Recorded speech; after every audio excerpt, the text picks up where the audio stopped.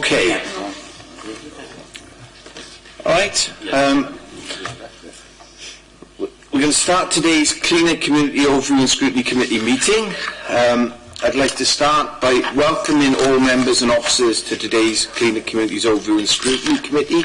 In particular, I'd like to welcome Councillor Ron Burnett, as he's the new member of the committee. So welcome, Ron, and we're looking forward to your contributions. Thank you, Chair. I'd also just like to pass my thanks on to Councillor O'Connell and Shepherd, who were members of this committee until recently, and I'd just like to note the thanks to them for all their hard work during the last year. Just to confirm, as a council, we welcome the use of the Welsh language within our public meetings. I have not received notice that members or invited attendees wish to use Welsh today, therefore the meeting will be conducted in English only. Can I remind the members that the meeting is being webcast, therefore can I ask that you turn off, silence your mobile phones if you brought them into the room, and ensure you speak clearly into your microphones. Now, when we speak, we need to press the button, and otherwise we lose what's happening, so it's very important that we stick to our procedures in terms of the microphones. For your information, there are no planned fire drills today, but in case of a fire alarm sounding, please follow the signs to exit the building, which I know we're all very familiar with. Can I also remind all members to sign the attendance register? And can I confirm if there are any apologies have been received for this meeting, please, Rachel? I've received apologies from Councillor Giles Davis. Okay, we'll move on to item 2 on the agenda, declarations of interest. Could I ask if any member should have any declarations of interest that they declare them now? We haven't got anyone here from legal, but can I have any declarations of interest declared, please? I'm a member of Torvine Friends of the Earth. I'm also, which I forgot, a member of Garden Organic, which is actually mentioned in the report. Okay. Thank you for that, Stuart. Just to make sure you kind of know where my position is. No, that's fine. Thank you for that. Just to make sure you've noted it on the form on the attendance register. That's fine. Any other declarations of interest? No? Okay, we'll move on to item 3 on the agenda, which is the minutes of the meeting that was held on the, I've got to check the date, 19th of September 2018. We will go to, I'll just go through them quickly page by page. Page 3, page 4, page 5, 6, 7, 8, 9, 10. Can we have those minutes moved and approved, please? Moved and seconded, yes. Okay.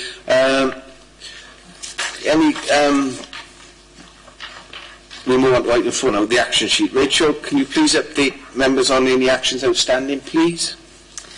There are no actions outstanding, it's just for noting, thanks. Okay, right, we're getting through those items fairly quickly. We're now coming on to item 5 of the agenda, which is the main business of today, which is the review of the current policy on the use of glyphosate. So I'll start by welcoming invitees. We've got 3 invitees today. We've got Carol Jacobs, who's a member of the public and from Torvine Friends of the Earth.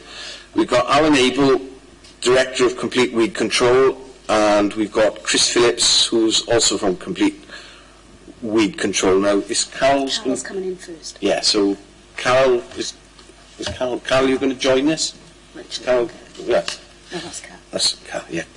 So we'll invite Carol now into the meeting.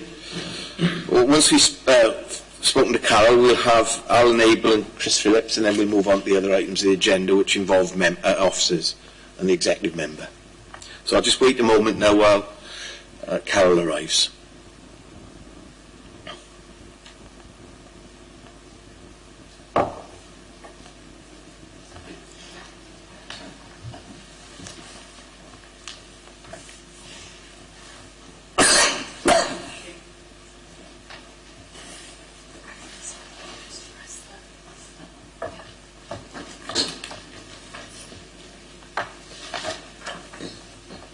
just let you settle down. Carol, a sec. You okay? Yes, thank you very much. Carol, as you know, the main business of today's meeting is that as a scrutiny committee, we're reviewing the current policy on the use of glyphosate within Torfaen County Borough Council. We've got a number of invitees and we're going to speak to officers. We're going to have a number of questions that we wish to ask you on the topic. Please try to relax, and we've tried not to keep you too long, possibly about 20 minutes.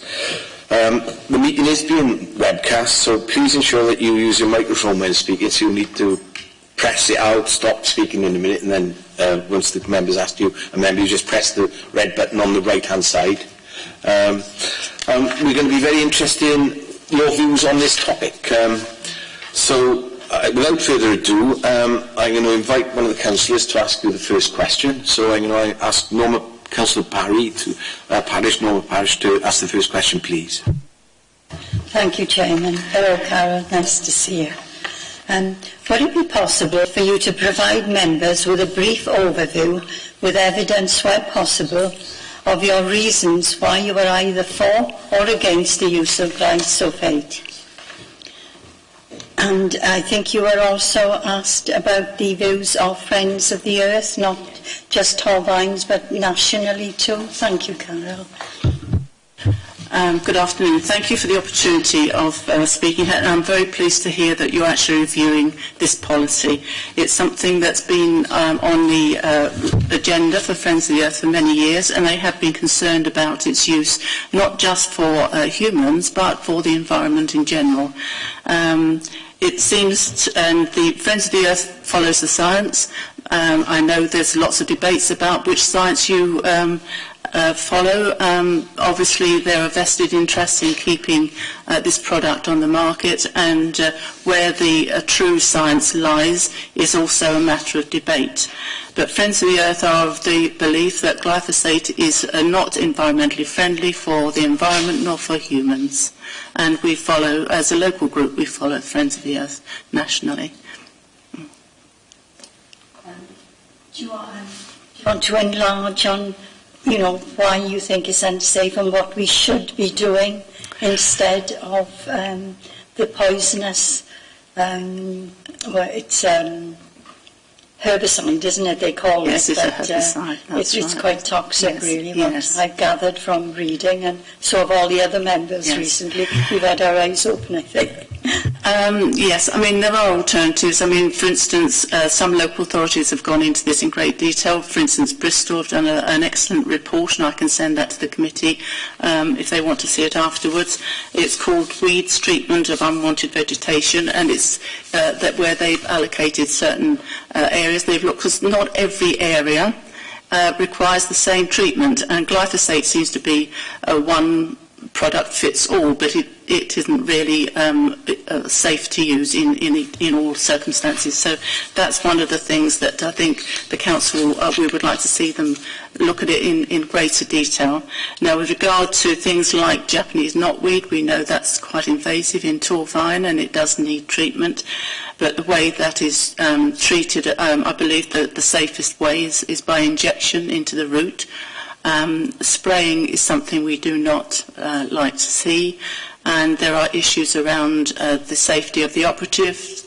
Also, they're following DEFRA guidelines, and we've had witnesses which say they're not, where they are spraying. And I think there are alternatives with regard to, I'd like to see citizen involvement, because I think citizens need to be made aware that if they can be part of the solution and keeping their own perimeters tidy and weed-free. I've weeded down the street where I live, because one of my dogs I took to a show could have been actually barred from the ring, because when the judge picked up his paw, unbeknown to me, he'd carried from the canal bank before we left a sharp headed weed which was in his paw. So I do know that certain weeds are dangerous even without being treated. But I do go along and I litter pick, and I think in the same way as people litter pick, we could actually engage the public in some citizen action in their own streets. And if you sell it to them that this is a safer option, we would like to see people take pride in their own streets. And I think as well as litter picking, we could do that with citizens.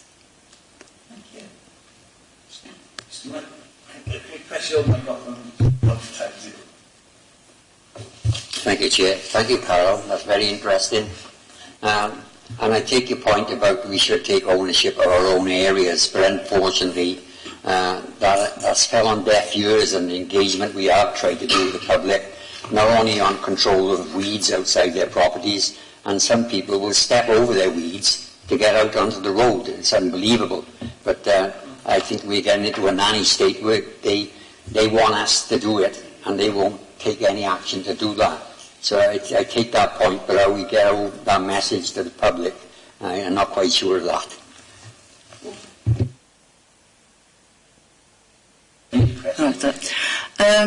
Yes, I think when it comes to anything with citizen engagement, I try to sell the idea of that when I'm walking and speaking to people, when I see them objecting to, for instance, when the pollinator action was taking place and you were leaving areas to be to green up on their own. I did contest this. It is an educational thing, but I think it will come with time, and I think people will see the benefits of, for instance, not using pesticides, saving the council money, and also being physically active in the community. I think is good for community cohesion. And I really would like to help if the council would prepare to try it in a trial basis. You could have awards for the best kept street. You could have vouchers for Sainsbury's food or something, something to incentivise people. Even rate reduction for people who are prepared to organise their streets. I would love to see something like that happen. There are other ways of doing it. Obviously, there are things like you can use different products which are safer. But also, one of the things that I believe is available, and you might need to share equipment, because it can be expensive, with neighbouring authorities if you were prepared to do that. And there's ride-on brushes, where people actually have these, a bit like the what they use for the scarab miner, but the same sort of thing that could be used in some areas with scrubbing out, because that's what I do with my weeds on piles. I scrub them out. I've got a metal brush. And handheld things could be used like that, just going along the edges. I often find that pavements need to be swept anyway. We don't do that anymore. But I think that's one of the safest things with leaves and other debris, is to have swept pavements. It could be part of that and part of the litter control.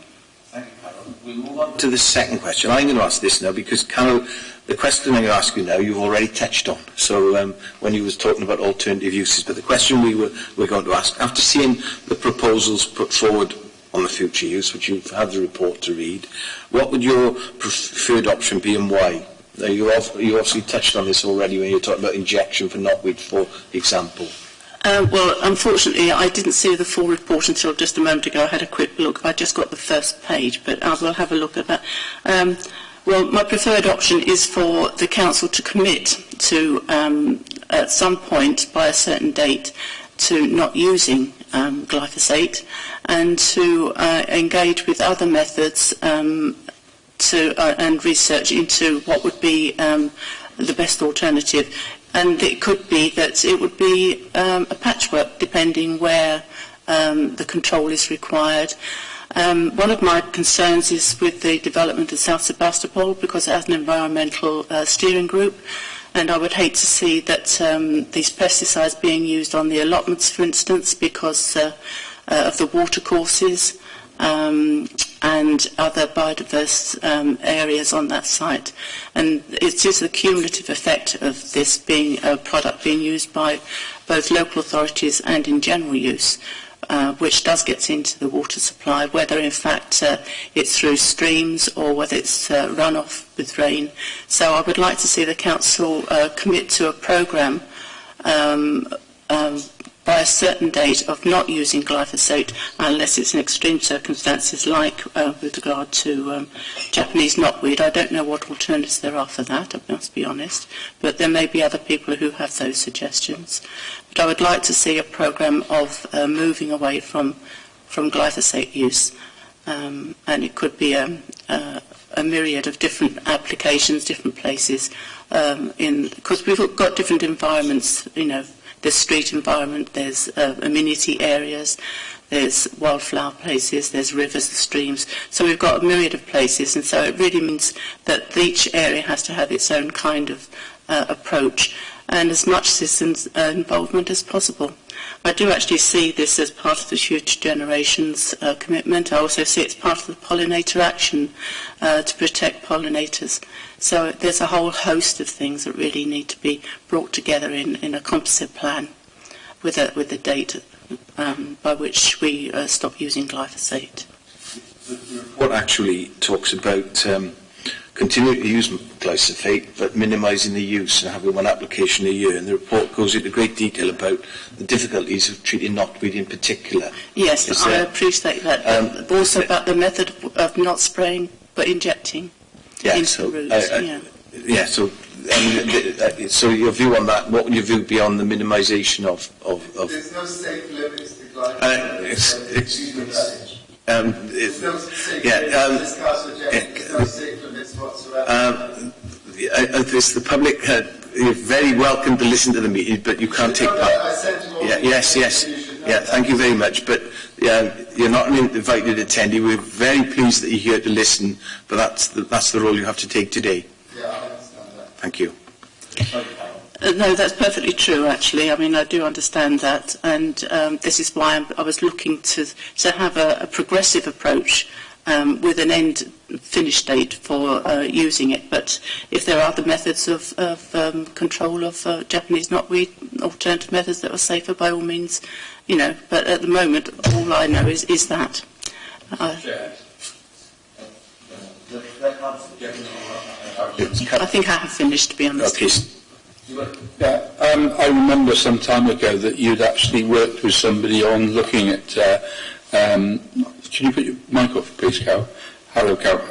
You'd actually worked with somebody some time ago on looking at Japanese knotweed alternatives to pesticides. Could you actually illustrate us? Because that was a piece of work you'd done with somebody else. I can't remember who it was, but you did quite a bit of work on that, didn't you? I know, Chair. The guy that you had looking at it with Mike. Oh. Yes, because you've got quite a lot of knowledge on this. I'm sorry, if you're referring to 12 years ago, I'm afraid I can't. It's 12 years ago since I don't know. What the problem is that we don't at the moment have any biocontrols, do we, as far as we know? I think that is, that's my understanding, but I wouldn't be able to go back to what Michael did 12 years ago, I'm sorry. Michael, he had another guy, he had somebody researching it, didn't he? And they found the problem was that at the moment we don't have anything like the nematodes to do it, which is the problem that we've been looking at. This is why this is not discussed with Japanese knotweed. Right, okay. Yeah, I don't know about any other research. I'm sorry about that, Stuart. I could have perhaps looked at it, yeah. Have we got any other questions from members? Alan?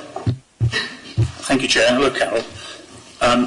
I've two questions, actually. The first one is, you spoke in your opening remarks, you said about all the scientific evidence, and you said where the truth lies is a matter of debate. I found that somewhat surprising, because I thought that you had a stance where Friends of the Earth would like to get rid of glyphosate. Therefore, ergo, if you do that, you must have reasons why you'd like to get rid of it. So I'm surprised that you say it's a matter of debate. Maybe I could say that to someone else. But no, I mean, as far as I'm concerned, it's not a matter of debate, but as far as public perception is, because this is the waters are very often muddied by the producers of this product. The same goes with when we talked about cancer of the lung and tobacco. This is it's the usual way with people who provide these products to use them, and where people are researching, they not necessarily know where the pro research is where it's approved. it gets very muddy. But in actual fact, no, Friends of the Earth are definitely against the glyphosate. Well, I would accept that, because there are quite a number of reports from there, but bias from one side or another in terms of the company itself, and I know there's a lot out there from the company, but there are also other elements that bias from another direction, one of which we've been given.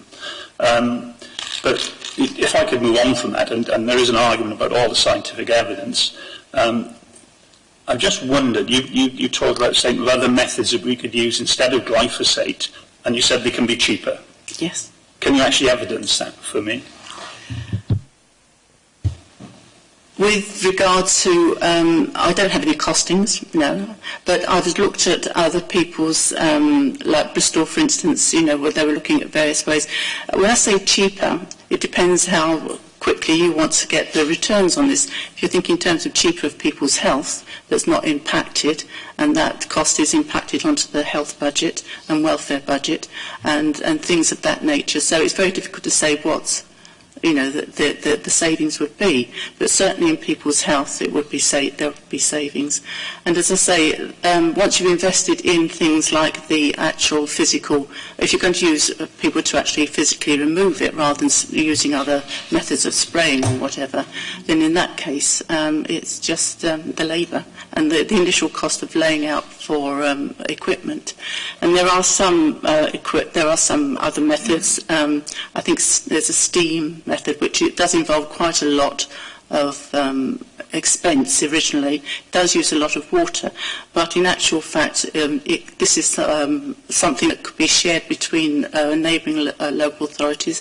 You won't have to use it all the time, so you can, if you do want to go down the road of investing into something like a steam machine, which is quite a lot of money, it can be shared between local authorities or hired out, so you could recuperate costs that way. So actually you presupposed that there were health issues arising from it, and that's still a matter of debate, to use your own words. But you can't really give some evidence of what the cost would be to do something other than using glyphosate. It does depend on which you go for. Glyphosate is the cheapest in those certainly it's not the cheapest in terms of people's health, and that's where you can't evaluate the cost and the savings. Yeah. Thank you, Carol, for coming and speaking today about this. There's a couple of things I'd like to put to you. It's you haven't seen the report in full, unfortunately, before today, which is a shame. But with regards to the treatment of knotweed, Japanese knotweed, Swansea University conducted extensive research into the most effective treatment of it, and it is actually the use of this glyphosate, as you mentioned, at certain times of the year, and it has to be injected into the stem. There doesn't really seem to be a viable alternative for treatment of knotweed, unfortunately, at this moment. In terms of the, you mentioned that the manufacturers of these are obviously going to take a stance that they're safe to use, but it has actually been approved, the use of this, by the Welsh Government and the European Union as well. I accept that there's debate around the health concerns, but if used appropriately, using gloves and, if necessary, a breathing mask by the operator. I understand that the case was brought in America by a person who had prolonged exposure to this, working with this this product over a number of years. But the other methodology for the usage of it is effective. The alternatives that you've mentioned, like steam cleaning, the report seems to suggest that might be effective in the short term, maybe for a month or so before the weeds start growing back. The treatment of glyphosate would be effective for a period of up to 5 or 6 months. Now, I personally am open to the view that perhaps we should explore the possibilities of using alternative methodologies for weed control, but there is no effective alternative for the treatment of Japanese knotweed. So we can't commit, I don't feel, to giving an end date for the usage of this product until there's a viable alternative that we could adopt. What's your further comments on that, please? I appreciate that. Thank you very much. I think what I'm trying to say is that with regard to the control of Japanese knotweed, and I do know it's quite a problem, I've seen it cropping up in very close to shops and premises, and if that is the only control at the moment, then we have to continue in that circumstance. But in the general spraying of streets and amenity areas, I think we could try other methods, because it is the cumulative effect of it getting into. And at the moment, I know that I've got the report from the EU. It was a very narrow majority, and several of the EU countries aren't happy, and they don't use it. And there are towns in Germany and Denmark and places like that which go glyphosate free. So how they control, if they have Japanese knotweed, I don't know. But there may be a method that I don't know about. But certainly, I'm sure, by dealing, contacting and looking to see how they deal with it would be another way of pursuing it. But I think we need to have a commitment that we really want to only use this in extremis and not in general use. I think, in fact, the EU are going to review this again. I think there's another report coming out in 2019, and I would hope that would actually tip the balance in favour of not being in general use. Thank you. I'm going to bring Councillor Burnett in a moment, Carol, but just for the record, Carol, the report was sent to you a week ago. No, I'm sorry you haven't had the opportunity to read it until today. So I'm going to do my best as Chair to make sure that you're given every opportunity today to express your opinions. So we'll carry on with the question from the Councillor. So next question is from Councillor Burnett. Thank you, Chair. Thank you, Carol, for coming and attending today. Going through the report, I mean, we're talking about plus effect, yeah, how do we minimise the usage as a borough, as other boroughs are doing throughout the country. What is Friends of the Earth doing to try and stop the DIY stores? I mean, selling thousands and thousands of gallons of it every year. I think what we do as a borough is minimalistic compared to what the general households use. When you go into B&Q at the beginning of the season, they'll have it from £20 to £10. I bought one myself, so I know. And I use, I think, twice a year, and I've got a very big hand, so I am minimalistic with it. But what is Friends of the Earth doing to try and prevent what I call the big boys selling it, and the households use it on a weekly or monthly basis, and there's hundreds and thousands of gallons that are being used by the general public?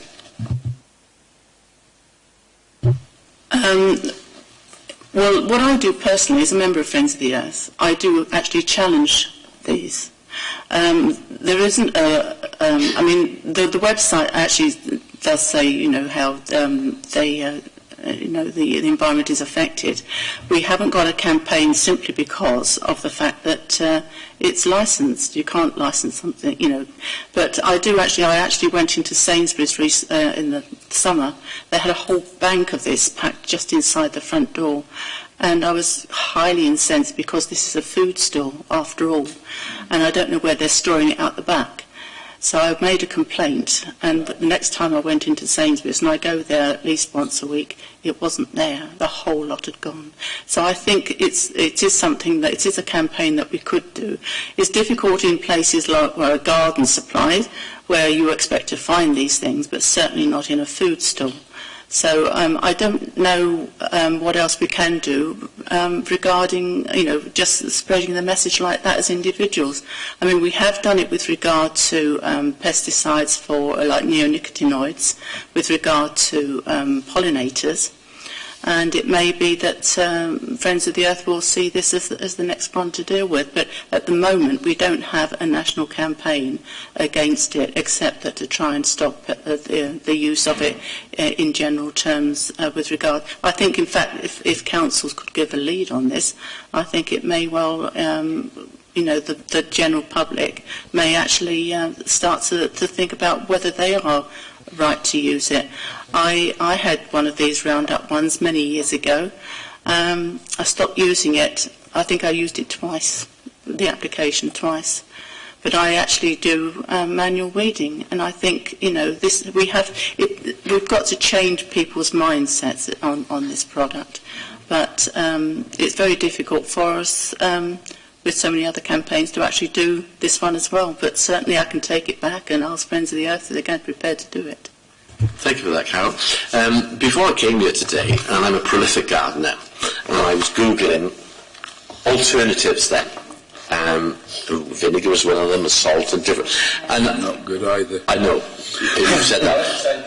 But I did try a little experiment before I came out, just to see what happened, and mix some vinegar and salt in here, under a little pad like that, just to see what happens. I know, because it can change the pH of your soil and whatever.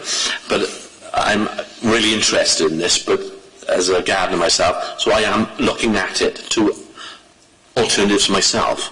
So I'm looking at it seriously. So I did a little experiment. So hopefully in 2 or 3 days I will see results and see if that does work. Again, as an alternative.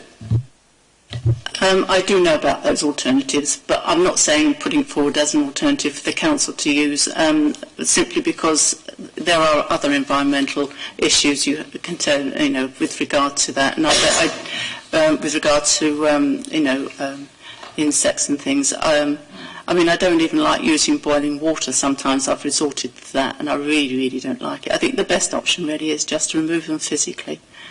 That to me is the and with regard to pests, very often it's just a question of growing alternative herbs alongside, which will actually counter some of the other invasive stuff. But I remember once thinking, I've got to spray my roses because I've got green fly. And I didn't get round to doing it. And the next thing I knew, the flying ants had eaten them all. So saved me the job. It's this kind of relationship we have to understand a lot more about how we can use nature to control some of these things. We don't really need all these blanket pesticides. Again, we don't need them. And if you're an old gardener like myself, when we were kids, we used soapy water, the black fly and green fly, and that was the old ways, because we couldn't afford it anyway, and they weren't about. But now it's so convenient and easy, isn't it? And that's the problem today. As Friends of the Earth, you have a hard battle in front of you, but the only way you get through the general public is on the box, and really put it out there, what alternatives. And as you know, it's down to education at the end of the day, isn't it? And I think the only way to get through it is through the media coverage because everybody sits on television at tea time and think, there's something different to get rid of the weeds. Ashley in this. Yeah, like Ronnie, I'm an experienced gardener. I'm also chair of allotments, and one of the problems that we've had is people in each allotment shed having, if they're not organic gardeners, having Roundup or glyphosate. The problem going from that to that is the council has to look at the problem. I think you've rather illustrated the problem that each area may be different. When we were looking at formulating these questions, one of the things we were looking at was obviously you got different types of weeds. You got the whole problem with Japanese knotweed and Nerolaeum balsam and that sort of stuff. You've also got tree things. Now I would agree with you. There are different sort of approaches from one's done what he's done there. But in that report, we've looked at vinegar, we've looked at stuff, the people have put the report together. But so Friends of the Earth hasn't done a piece of work on this, but people like the Soil Association and Garden Organic and RHS have done work on this. Are you aware of that at all? I'm aware of the Soil Association work. I've got a printout from it, and there are other places that I've looked, but the Friends of the Earth have been looking at many other issues, as you probably know. They've got a huge one with climate change and things like that. So I don't know of, but it may well be that this is going to be a big issue that they're going to take up. But I suppose they think in the all, with regard to a lot of the issues they have to, deal with, that this is something that hasn't got the full attention of a campaign, a full-blown campaign, as with others. I mean, the pollinator one is one with the neonicotinoids. That was huge, alongside that, any kind of herbicide or pesticide is really going to be the same. I mean, for instance, why are we spraying road verges prior to wildflower seedings? I find that quite innocuous. I think that's really quite. What we need to do is not use the herbicide, not use other wildflower seeds, but simply just to cut the grass at certain times, take the risings, and let the local wildflowers grow. And that's a saving we could have. I'm going to take one more question from members, and then I'm going to give Carol an opportunity to have a final say, if that's okay. Alan? Thank you, Chair. Carol, you stated there was no national campaign from Friends of the Earth, and then we spoke a little later about the Soil Association and organic gardens and so on. I've looked at some of those sites. The thing that surprises me is all the information is information garnered from somewhere else by all those different associations. And I just wonder if this is such a major issue, why those people not got together and actually produce some of their own scientific information. Because there is a lot of to's and fro's. If you're going to have a look at the information, I've had a look at some actual studies of this from some pretty reputable research houses or peer research groups. And it's very difficult to fight your way through this glue of these, because I don't know who is a pro-Monsanto or Monsanto place research company who's done it, which is really independent, where they get the money from, all the usual issues around there. But I would have thought, if there was all this confusion around, that those people who are really into this from a biodiversity point of view would have clubbed together and developed their own scientific information, and yet there's none from any of these sites. It's all brought in and referenced by other reports. Do you think that this is not strong enough for those people to take it up and make the major campaign? Well, it may well be that, as I say, that's something that they would do. As I say, they've got a lot of campaigns on the go. As I say, with regard to the pollinator one is still being pushed through. Climate change is still being pushed through. Air pollution is another one.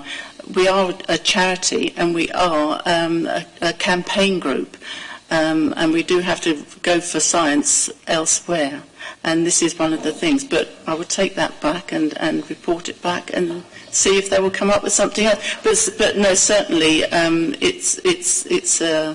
it's come more to the fore, I think, with the fact of what's gone on in America.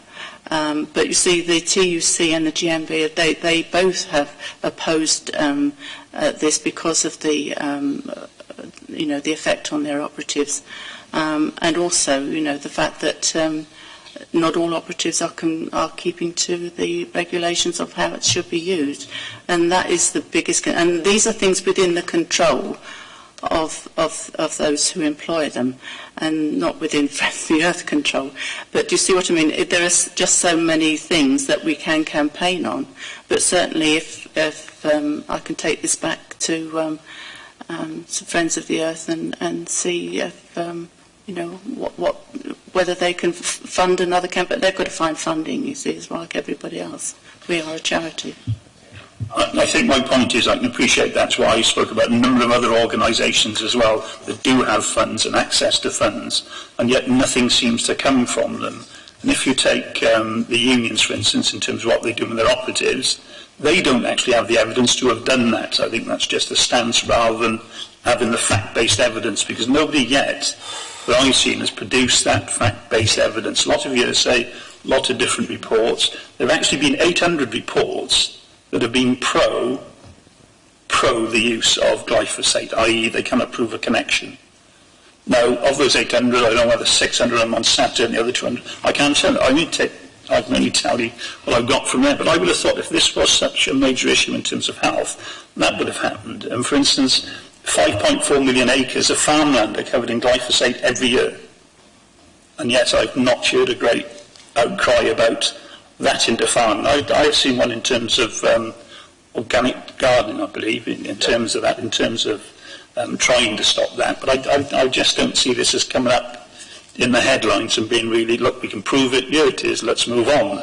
Because after all, the California case is only the decision of 12 lay people at one time, and that's been appealed. Before I bring you back in, Carol, you can respond to Alan's comments there. Can you now take the opportunity to make any final comments that you want this committee to take into consideration, please? With regard to the science, I agree with you that it's very confusing trying to get to the root of who is the true scientist and who's got the best interest. I think with regard to the farming, there are issues with that. In actual fact, I always buy organic bread because the glyphosate has been found in food, and across the board this has an accumulative effect. So farming is a big issue when it comes to using glyphosate, and there isn't sufficient noise being made about this with regard to what actually ends up in our food, as opposed to what we are exposed to by local authorities using it as a spray. It is a big issue, but as I've already explained about Friends of the Earth situation, there are lots and lots of big issues that we are trying to deal with. But certainly it's, I can press for more leadership on this, and I think that's very good. May I just say, with regard to the report, I had page 1 of that report, which I just printed off. I'd got the recommendations, and that was all. So I'll go back and have another look at my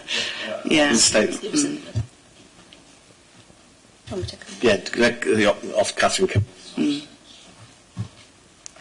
I have seen very briefly before I came in. Somebody did show me a little bit of it. Yeah. Just to explain, when I sent you an email last Wednesday, the link was below, so you had to go into the document in order to read the report.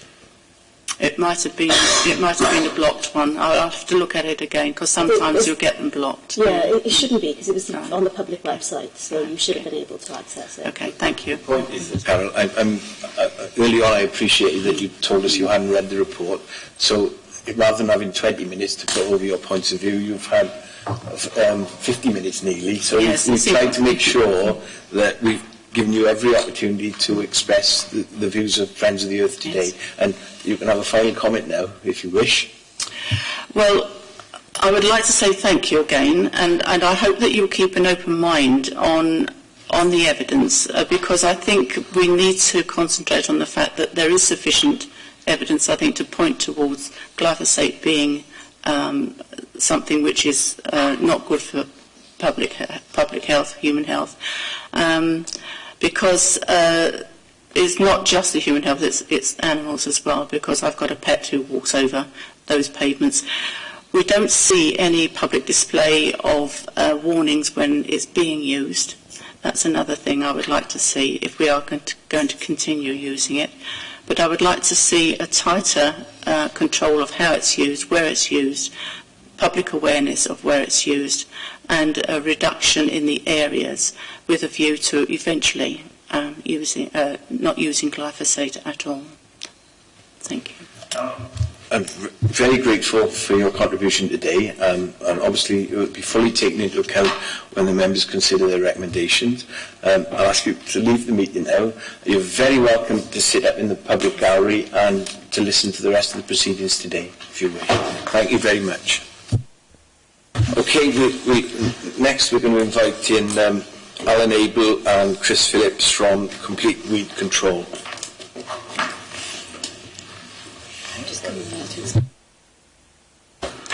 Just so you know, the two gentlemen who are coming in now, they are the contractors that Torvine use to treat the hard surfaces, so they actually contract to Torvine. So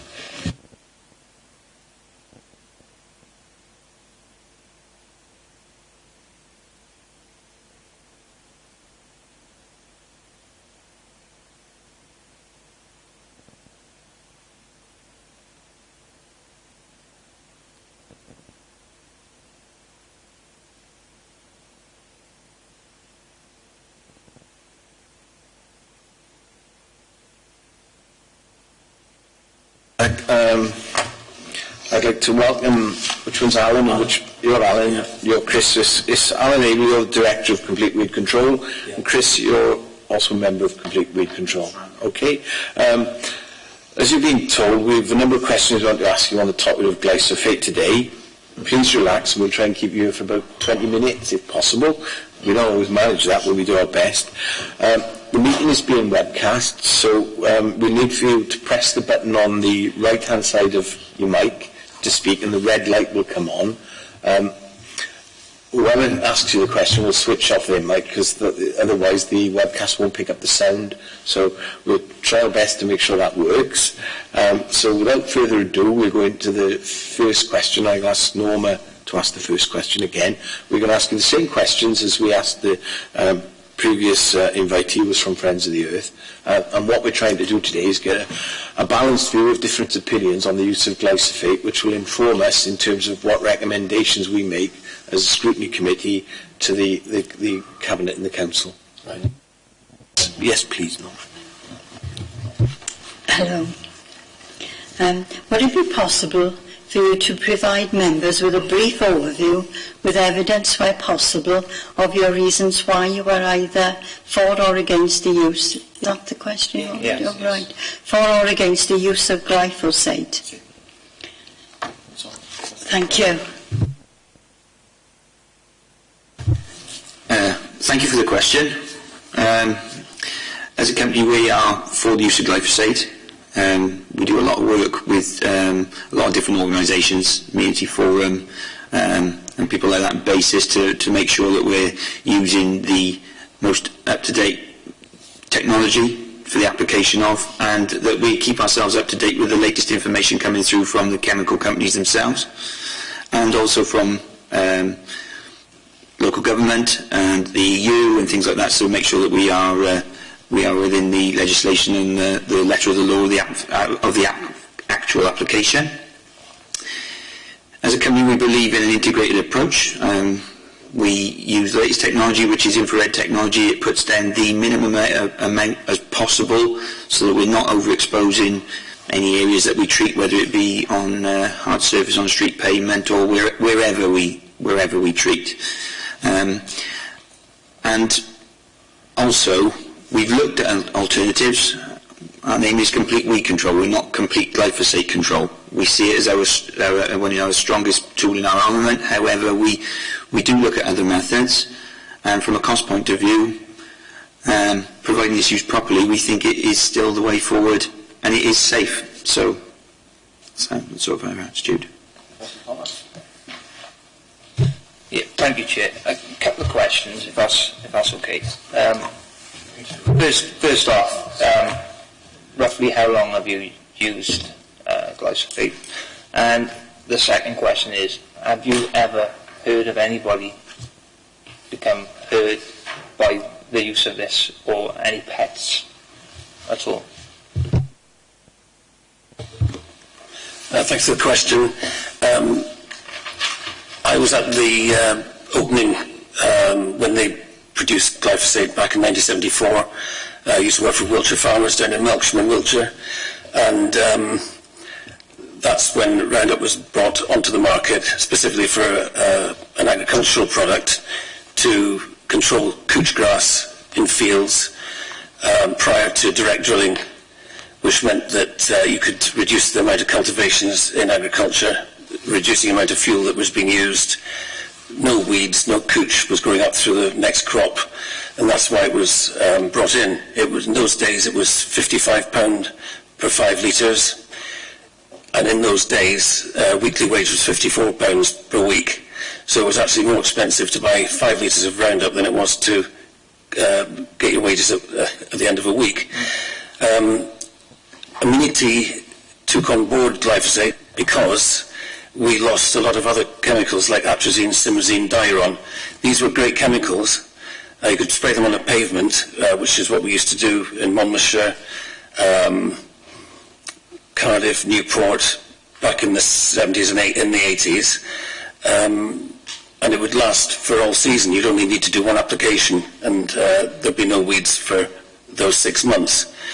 when they got taken off the market, that was atrazine, simazine and Diron all got taken off because they were being found in water, which is the main driver of pesticides use being brought into question.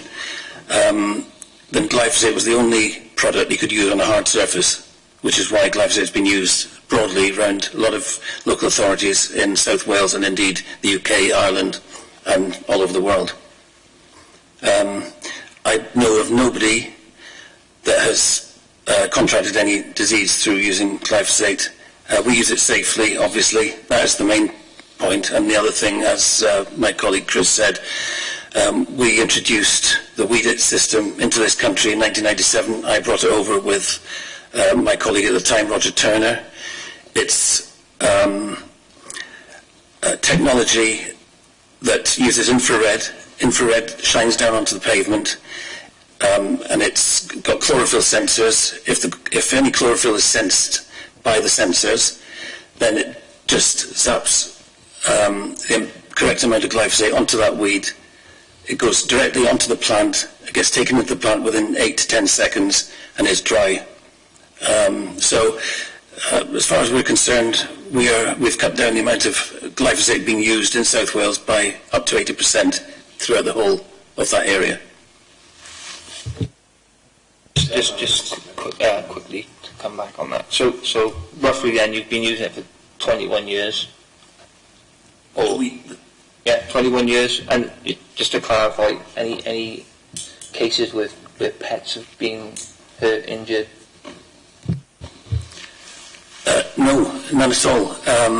And we've done, or I know of some trials that have been done by people going down with a knapsack but spraying water, and people have said, oh, my dog's not well or my cat's not well, but in fact it turned out that they were only spraying water. So it's a perception, it's not scientific. I've got a number of councillors who want to ask questions. Stuart, I think you were next, then Ron, and then Hugh. Thank you, Chair. Some of the questions have already been asked by my colleague here. Interesting to hear you say that when the weed is sprayed, it's 8 seconds and it's dry. Yeah. So it doesn't get into the water course at all. No. That was my question. If you want to elaborate on that, please do. Yeah, I will elaborate. Thanks for the question again. It won't get in the water course. You cannot spray any glyphosate over a drain, because that's where in the Thanet project, if you want to look up the Thanet project, there were trials done, but what happened was there were some spikes in the trials that showed up that glyphosate was spiking, but it's because maybe a householder had done their driveway with a Midbury watering can and poured the rest of it down a drain. So that's why that was being spiked. So you cannot use any herbicide, glyphosate, and over the top of a drain. Also, you can only spot treat glyphosate. That's on the label. Every label that with glyphosate label, Roundup, whatever you want to use, Asteroid Pro, which is what we use in this borough, it will say only spot treatment and not over drains. The other question I wanted to ask you is, your operative is obviously away from where the weeds are being sprayed. He's sitting on a vehicle, so he's got no harmful effects. But does he wear protective garments or goggles? The other thing was I wanted to ask you was, have you ever thought, or do you actually do for some authorities, warn the residents in a street that this spraying is going to be taking place? Yeah, thanks for your question. No, the only protective clothing that we need to wear, which is set out by the risk assessment and the cost on the actual chemical bottle for the application, is a coverall, overalls, and boots, steel-toe cap boots, when we're actually applying it. And the reason for that is they use gloves, face masks, when they are mixing into their tanks. So when they're mixing it at the point where before they go out, they're handling the concentrate. And I think that's the point that needs to be made here, is that when we actually go out into the public to actually apply this for yourselves or as a borough, the concentration level is 2%. 2% is all of the whole mix. 2% is the actual active ingredient. The rest is water. So you're not dealing with the concentration. And also, so when you look at the information, you have to be aware that a lot of the stuff and a lot of the precautions involved are when handling concentrate liquid. So when you're using the concentrate, gloves, they use a face shield so it doesn't glug in their face, and they wear an overall and an apron. When they're out on the machines, they just coveralls and boots. And sorry, what was the second point? Second question was that do you provide any forwarded information to residents that you are going to be spraying, and you don't do it in this borough, as I'm aware of? No. So Swansea Borough Council, Swansea City Council I should say, they actually have a dedicated part of their website where we give them a programme of when we, weather permitting, we think we're going to be in each ward area. They put that information up on their website, and they also always, which we've sort of asked them to do, we've said, look, you need to put a proviso on the bottom and say, look, it may be a week either side of that week where we expect to be in that borough due to weather. So it just gives people a bit of a heads up to know that we are heading in their direction and that we'll be coming through. But what we do have is a lot of people ring up and say, well, he hasn't been down my street when we've just been down there, because we spend such a little amount of time in each street that the operative goes down one side, out the other. They might have gone and put the kettle on, come back and missed us. So yes, it is a handy piece of, a tool to do, to put it out there, yeah. Thank you, Chair. Right, I think my first question has been answered anyway, and that was when you were spraying, how long before it becomes inactive? Or you said it's dried out in 8 seconds.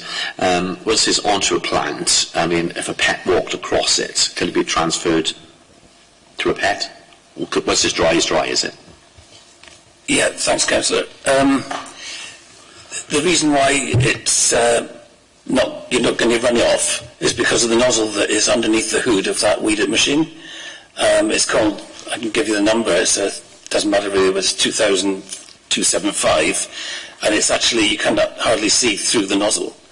But the actual way to spray glyphosate is with a fine, very fine mist, and that's what you're getting, and that's why it's dry within those times, and there's no way a pet could pick up enough glyphosate, because they just couldn't. It's not on runoff. It's not wet. That's good. That's what. The second question: do you know what percentage of glyphosate you use compared to what everyday household use? I mean, you just do in the borough streets and whatever. Yet people in the borough, thousands of people are using on their gardens. So would it be just a minimal percentage compared to what the households are using? I'm going to answer some of this question, and I'm going to pass on to Alan to finish it off, because he knows the figures better than I do. But I know that the system that we've put in place throughout South Wales for the boroughs that we work for, which we keep going on about, is the weed-it. The reason why we talk about that is because we've reduced the amount of glyphosate within South Wales of the boroughs that we work in, council use on the street pavements, by something like 80% in the last 10 years, by using this machinery and using this technology and following its progression through. We use what they call the Mark II machine. The Mark I was an amazing machine, which is what you brought in. The Mark II is twice the machine, it really is. So that shows you the type of reduction within the council usage. As far as the householder is concerned, I'm going to hand over to Alan, because this is a big bugbear for us. We have a real issue with people just being able to walk in and buy it. We spend a fortune training our operatives to give them the proper pesticide application licenses, so that we can send them out knowing that they are competent people doing it the correct way. But anybody can walk off the street and buy it out of one of the do-it-yourself stores. So I don't know. Would you have any idea of figures, Alan, for that a bit? Okay, just going on from that. If you're using our machine on a pavement to cover a hectare of weeds, just weeds that is, you're using 0.3 of a litre of glyphosate, 0.3. Whereas if you're using a knapsack, you'd be using 3 litres a hectare. And that's just spot treating knapsacks as you're going down the street. But as far as people using it at home, they probably haven't got a knapsack, or they might not have. They might have watering cans, so they're using too much in the concentration, because you just don't need to use that much. But that's not our problem. It's a problem for society in itself. Thank you for that. And that's what I want to know, because any general households, I mean, I think there's more danger come from there, 100% more danger come from there than it is for you. And what we just said, the concentrate you use has gone to minuscule compared to the household. I mean, and do households use gloves? Do they use masks and be trained? And I know where you're coming from. I mean, the dangerous position is in your big stores, as the lady said earlier. She walked into Sainsbury's, a foyer full of it, thousands of gallons of it, and no training whatsoever. If I could just come back on that, I mean, you can also buy it on the internet, which is something that needs to be policed and cut out all the way through, because there's no way you should be buying pesticides on the internet. Three councillors want to speak, so I'm going to take 3 more questions on this opening bit, and then we're going to move on to our second question. So who's next? Yeah, thank you, Chair. Thank you very much for your answers you've given so far. They seem to be quite comprehensive and very informative. The answers that have been given with regards to the use of glyphosate seem to be solely focusing on the treatment of weeds in hard surface areas. So my first question was going to be with regards to treatment of Japanese knotweed. Can you elaborate, please, on your processes and procedures you've got in place for that? The second question was touching on alternatives. You mentioned that you've looked into the possibility of alternatives for weed treatment on hard surface areas. And there's been an accusation made that perhaps the members, the staff, are not complying with DEFRA guidelines in terms of health and safety. Now, you've mentioned that you stress the health and safety side. Which guidelines do you have in place, and how do you check that you're confirming with the current legislation? And please, if you could permit me for one final question after that, touching upon your farming background, the report we've got in front of us suggests that the glyphosate, once it comes into contact with soil, tends to break down quite quickly. And you've mentioned already that you don't spray near drains, for example, to prevent the chemical from getting into the watercourses. But because of your farming background, I wondered if you could touch, if you have that expertise, to say about the farmers' use of glyphosates and perhaps that entering into the watercourse, because obviously they're not using the sophisticated machinery that you've got where it dries in 8 seconds. Thanks, Councillor. I can answer the agricultural questions and the Japanese knotweed questions, if you want to answer the health and safety. So, go for the Japanese knotweed first. We've been involved with Japanese knotweed again since the 80s. I don't think anybody realised how pernicious a weed that was until maybe into the 90s and noughties.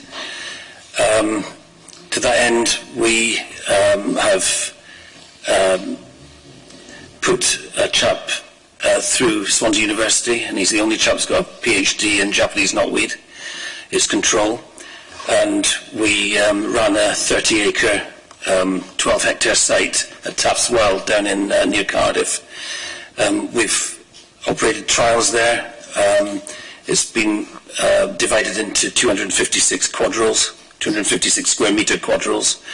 There's about 40 or 50 of those quadrilles, and we've tried every chemical known and every type of soil disturbance known to see what the best way of controlling Japanese knotweed is. I would direct you to our invasive website on our own website, Complete Weed Control, and you can see aerial footage of that place. The only chemical that is doing a decent job with Japanese knotweed is glyphosate, and it's sprayed at the end of flowering. So after the flowering's finished, so talking about September, October, and before the first frost. And that's using minimal glyphosate, but making sure you cover the top and the bottom of the leaf. We also use it, we also can stem inject it when it's in hedges or places that have got desirable plants around about it, so you can stem inject it below the first node and put the amount of glyphosate into that stem, and that takes it down into the rhizome. It's all about getting enough glyphosate into the plant, so when it senesces, it's taking it back down into the system, into the rhizomes, and getting the control that way. It's not eradication, it's just control. Eradication is only when you can dig it out, when you might be on the footprint of a new build. And that's the only time you'd go to that depth and that expense. With regards to agricultural glyphosate, what's the question again, Mr. Well, the report suggests that this particular chemical breaks down quite readily once it comes into contact with soil. Yeah. The point was made by one of the other councillors down the end. In terms of the percentage of use of the chemical, within the borough versus within the farming community, and I wondered if there was any evidence from your experience and your background that you'd come across in terms of this chemical getting into the watercourses. You mentioned, the reason I'm raising that as a question, you mentioned that previous chemicals that were authorised for use were withdrawn from use after that they found their way into the watercourses. Well, take for instance atrazine. Atrazine was used as a weed control measure in oilseed rape, and that's why oilseed rape used to come up as clean as a whistle, because atrazine was put on the ground, but it was very soluble and it moved into ditches, and that's why it was found in watercourses and eventually taken off the market, not because of what happened in amenity, our industry, on street pavements, even though you'd think it would run off streets more than it would off soil, but that wasn't the case. It was just the fact that they were using an awful lot more in agriculture than they were in our industry. And with regards to it becoming neutral, it does neutralise when it hits the soil. So that is true. Sorry. That's okay. Yeah. So with regards to the health and safety within our own organisation, all our operators are pesticide application qualified PA1, PA2, PA6, which covers them for the basic PA certificate with competency of handling chemicals. PA6, which is the knapsack backpack, because obviously we do a lot of stuff where we have to get a knapsack on our back. And PA2 is the boom, is the operation of the boom. Now the Weed It is a boom, but it's not a conventional boom, but we still have to be covered by PA2 to use it. All our operators are certificated as competent users for the machinery that they use, so we spend a lot of time and make sure that we go to outside assessors and have them assessed to make sure they're competent to drive the vehicles. We have monthly toolbox talks. They are all aware and carry with them in their vans the risk assessments and method statements for application, and that covers everything from a street pavement to an allotment to spraying bracken on the side of the mountain. They have to have it by law, but we always make sure that wherever they're working, they have the relevant health and safety paperwork in front of them. With regards to saying that, accusations of not working within the guidelines, there's only two things I can say about that. I mean, without seeing what the accusation is and being able to explain it, then I can't really make a comment on that. The second thing is, it's difficult. I was an operator for 10 years before I became a partner in the business. I drove these machines and worked on the street pavements for 10 years before I started becoming involved in management. I'm a professional at what I do, and when I'm actually driving that piece of kit, I know what I'm doing. It may not always look like that to the person that's watching. It's up to us as a company to make sure that we say to them, okay, well this is the risk assessment that they're using. If you see anything on that risk assessment that they were doing that they shouldn't have been doing, or the other way round, then we're happy to answer to that. Okay. Thank you for that, Councillor Top. You've supplementary? No, it wasn't a supplementary, Chair. It was the fourth the final question out of the four that I asked, which was the exploration of alternative methodology for weed control on hard surface. Yeah, we've done a lot of work on that and costings. So alternatives are acetic acid at 240 grams a litre. Vinegar that you put on your chips is 5 grams. Acetic acid that you'd use on the streets would be a product called New Way Weed Spray, 240 grams per litre. It has been trialled in a big city not far from here, over the water, Bristol, but they rejected it because it smelled like a fish and chip shop. So, and it's very expensive. Secondly, foam, hot foam. You need 10,000 litres of water per hectare, 10,000 litres of water per hectare, and it's got to be boiled up to boiling point. And that is completely unsustainable on a carbon footprint type of scenario, and you probably have to do it 6 times a year. But you can only probably do 10 to 12 kilometres a day with a £30,000 machine and 3 men.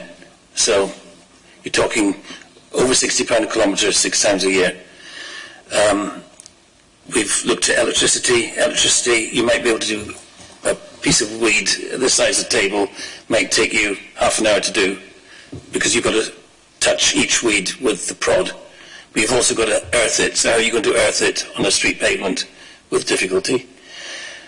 Brushing, steel brushes, yes, that's okay. You can rip out weeds once they're dead, but before they're dead, it's not a goer.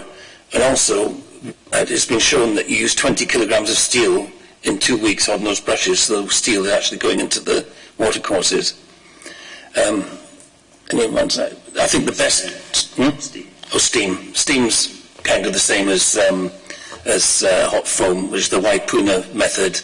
And again, that you've got to keep the water at boiling point all day, so that's taking a lot of energy. And again, it might burn the tops, but the roots will still be active and they'll be growing again in no time, because you're actually watering at the same time.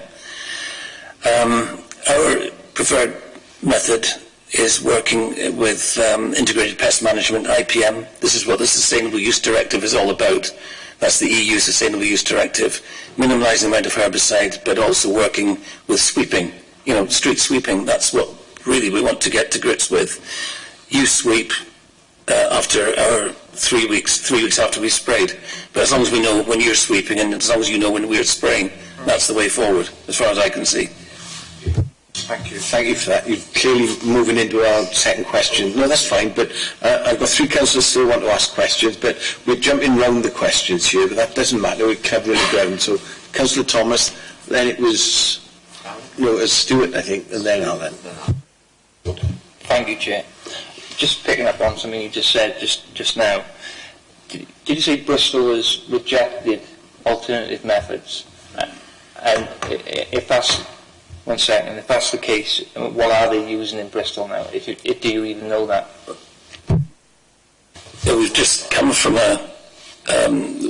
we've scheduled a glyphosate roadshow for November. Yeah. So we've got 4 going around the country. The first one was today. I had to leave it early to come here.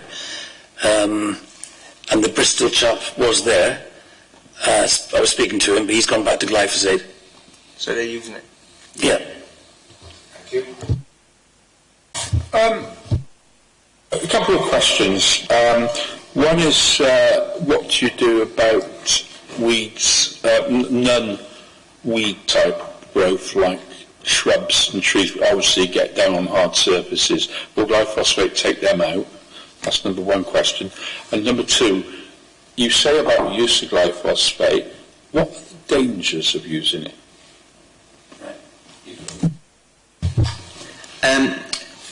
Well, the fact is that on hard surface, glyphosate is the only approved chemical.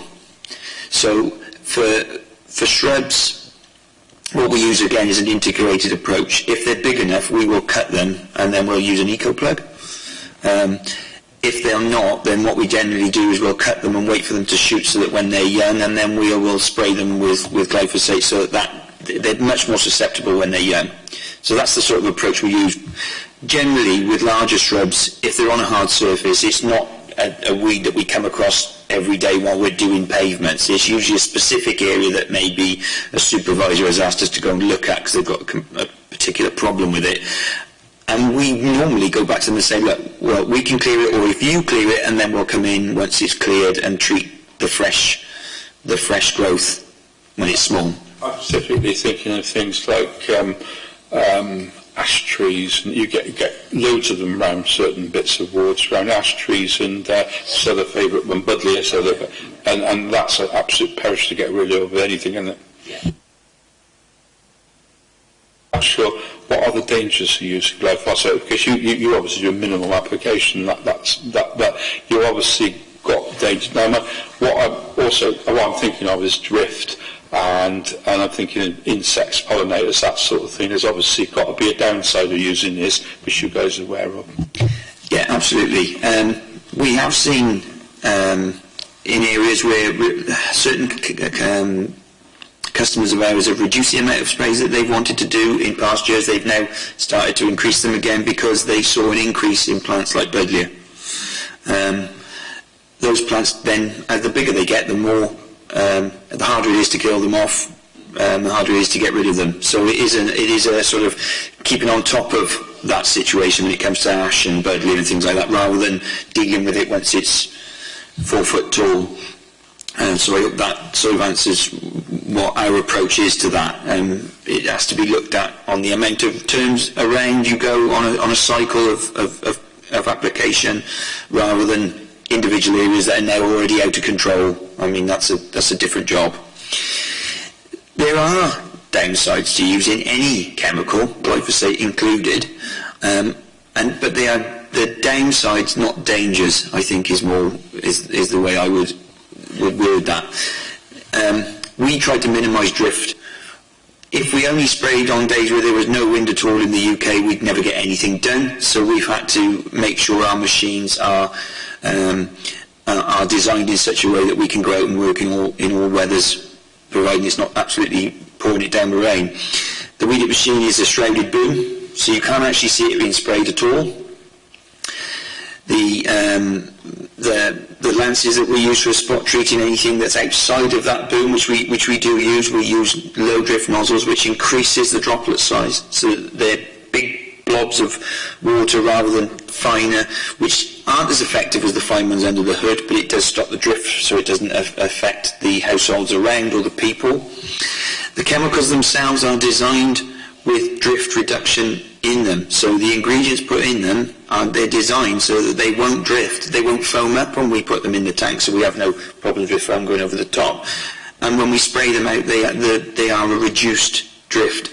If you use those chemicals with the machinery that we got, using the approach that we do with the type of nozzles and the low pressure that we put it down at, you reduce the amount of drift down to an absolute bare minimum. And if it is too windy, we just don't apply. Next, please. Thank you, Chair. Yeah, I mean, I think my point is, what scientific evidence do you use that makes you satisfied with using glyphosate as a chemical? Do you actually have independent scientific advice, or do you rely upon approval? That's the first part of my question. The second part is, a number of other herbicides and pesticides have been taken off the market some years after they've been used, as well as other items of chemicals, asbestos and the rest of it. We suddenly find that they are dangerous. How can you demonstrate to me that you can allay my fears in relation to glyphosate? Well, glyphosate, as you know, got its approval renewed in 2017 November. Just seems like 18 months ago. And it's, as far as we're concerned, there's been 800 studies done showing that there is actually no danger associated with glyphosate. The only reason this has all come to the fore is for one sentence saying, in inverted commas, it's probably a carcinogenic by the IARC. And we just heard today at the meeting I was at this morning that that has now been dishonoured, and the WHO has rebuked those people for saying that, and they've actually they're not going by anything that was said in that report. I'm surprised they're only here today, because in 2016 they actually introduced a 2015 report, but they didn't agree with it, so it's not a recent thing from there. But I mean, you haven't actually told me what scientific evidence you rely on. It appears to me you just relied on, is it licensed, we can use it. Well, no, I don't think that's quite correct. I mean, we need approval, is more the point. We can't use it without approval. So obviously, as a company, we require it to have that approval. But we do spend a lot of time looking at these reports. We were worried when one report comes out to say that it's not, that it's a possibility. Then obviously we sit up and take notice. But we do spend a lot of time with the Immunity Forum and BASIS, who spend their time talking to government, making sure that all these reports are filtered down to us, the end user. I think the proof is in the pudding, in as much as that, like we said, Roundup, glyphosate was brought in through Roundup, through Monsanto in 1974. And since 1974 until this year, there has not been a case of anybody being harmed by it. The case that was brought against it was decided upon by people who had no scientific evidence other than one report, which has now been revoked. So that, in us, and the fact Alan is still here, he's been using it since 1974 and he's still here. So, you look at what you've got around you. So your word for that. Yeah, but, I've got 3 children. I wouldn't be using it myself if I didn't think it was safe. And it's easy for me to say that, but that is true. Thank you. I think we'll move on. I think that the other 2 questions we're going to ask you, you've answered the one. It was about, after seeing the proposals put forward on the future use, what would your preferred option be and why? I think we've dealt with that. The last question that I'll ask this, because we want to move on. You've read the report, obviously, the Council prepared today. Are there any other options that you are aware of that you feel have been missed from that report? Well, we thought it was a very thorough report, and pages 26, 27, 28 are the most pertinent to us being here today. And I don't think there's anything being missed. And like I said, the way forward would be to integrated approach, integrated pest management with sweeping and spraying with glyphosate. I'll just give councillors one last chance to ask any questions, no? Yes, last opportunity, Norma, and then I'll give you a last chance to have a final say. Thank you, Chairman. You obviously think that it is a poison, really, isn't it? Of course, it's a poison. It wouldn't have been killing the weeds if it wasn't a poison. But this glyphosate, you obviously think it's safe. But years ago, DDT was thought to be safe, and it was used for years and years before, that was banned. And it was the same as cigarettes. I mean, people thought they were doing their health good, and then we became informed of it. And then that was, now we know what it does to bodies. I know you're not going to agree with me, but I mean, there is a thought, isn't there, that this, in a few years' time, we could be looking down on this and thinking we were so wrong, to think that it was safe. Okay, I'll give you the opportunity to reply to Norma, and then you can finish off then. Right. Thank you. Okay, if I could reply to that, Councillor Parish. And,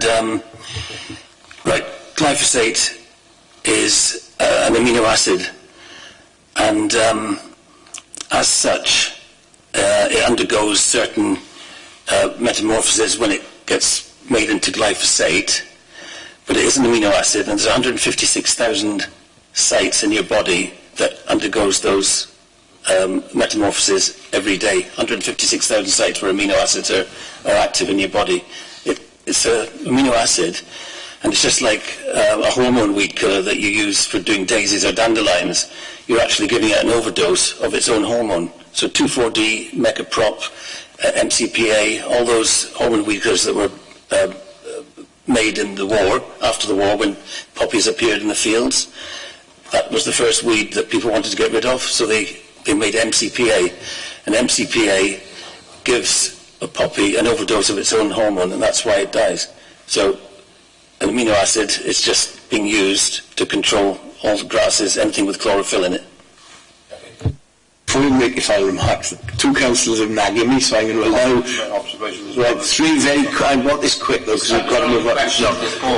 Councillor Thomas, and Councillor Burnett and Councillor Ashley, and then final comments, and we're going to move on, please.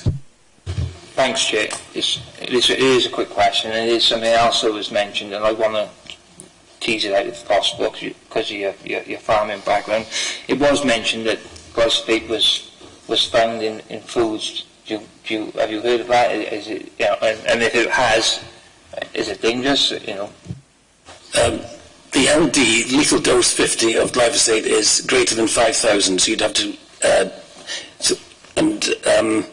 that means you'd have to eat 5,000 kilograms of it, I think, for you to have a lethal dose. Right. Whereas Botox is 5,000 times more dangerous than that. In fact, it's got a lethal dose of 0.001. So that's that.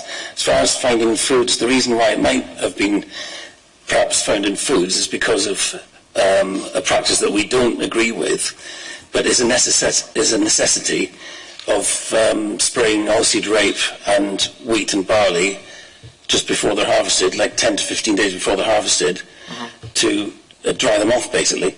Otherwise, oilseed rape you couldn't harvest properly unless it was very crispy. No, that's true, but we don't agree with that because we just don't. But that's what you might be finding glyphosate in foodstuffs because of bad practice. But that practice has been stopped. I've got an observation from Ron, and then one from Stuart, and then final comments, please. Thank you, Chair. And thanks for that answer to Councillor Thomas then, and I thought it was a very good answer to that.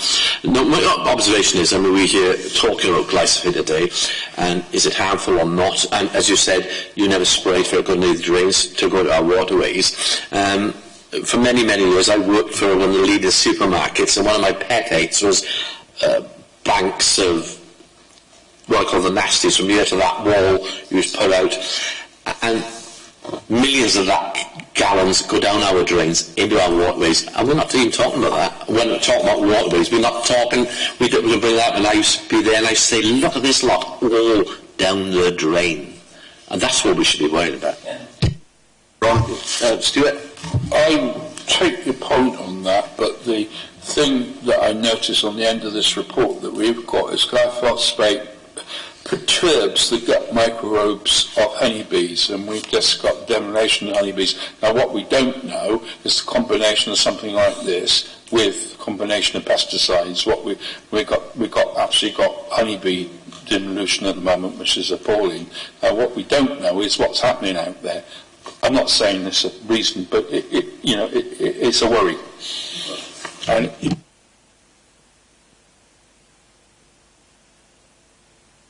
thank you for that comment. And final comments from you, gentlemen? Final comments from us. We've come here today. We work very closely with all the local authorities within South Wales. We want to see things change. We want to do an integrated approach. And we want to be able to come and answer questions so that everybody that's got any issues or worries about it, that hopefully we can give honest and correct answers. We thought the report was really, really good, and like Alan said, we want to work closely with yourselves and try and work towards the things that were said on pages 26, 27 and 28. We thought the integrated approach is the way forward. Do you want to? I would just say in the pronunciation, I think we've got to get this right. It's glyphosate. Glyphosate. Yeah. So that's quite an important thing going forward. Come on then. With your indulgence, Chair. Just wondering, you mentioned about the roadshow. When it would be possible for us, other members, to see the roadshow. In terms of that, that's something we can look at in terms of recommendations. We're running an amenity forum open day on February the 21st.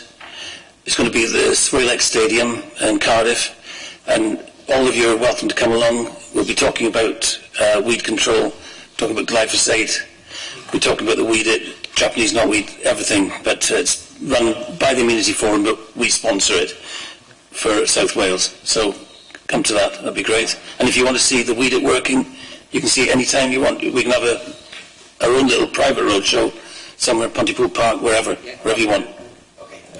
I think that's the end of this little session. Alan and Chris, I'd like to thank you very much.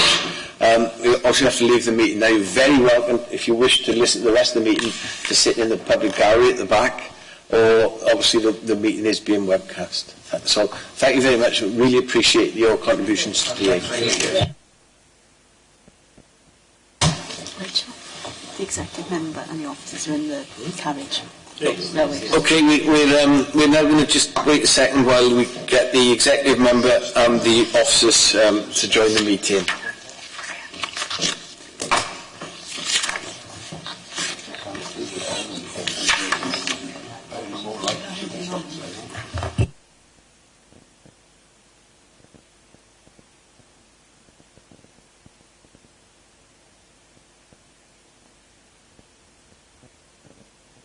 Remember, folks, we're still on webcam, so.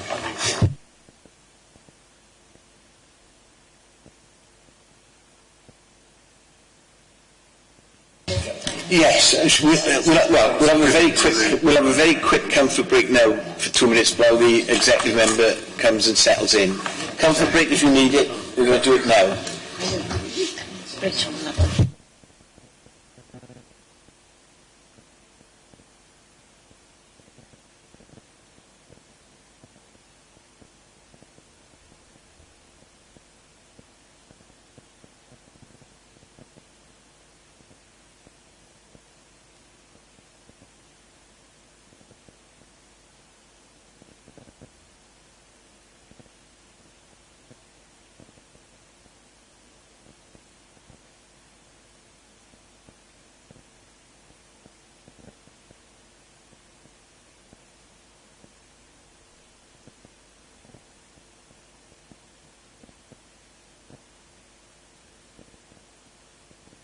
We're just having a comfort break for 2 minutes while you and Fiona settle in.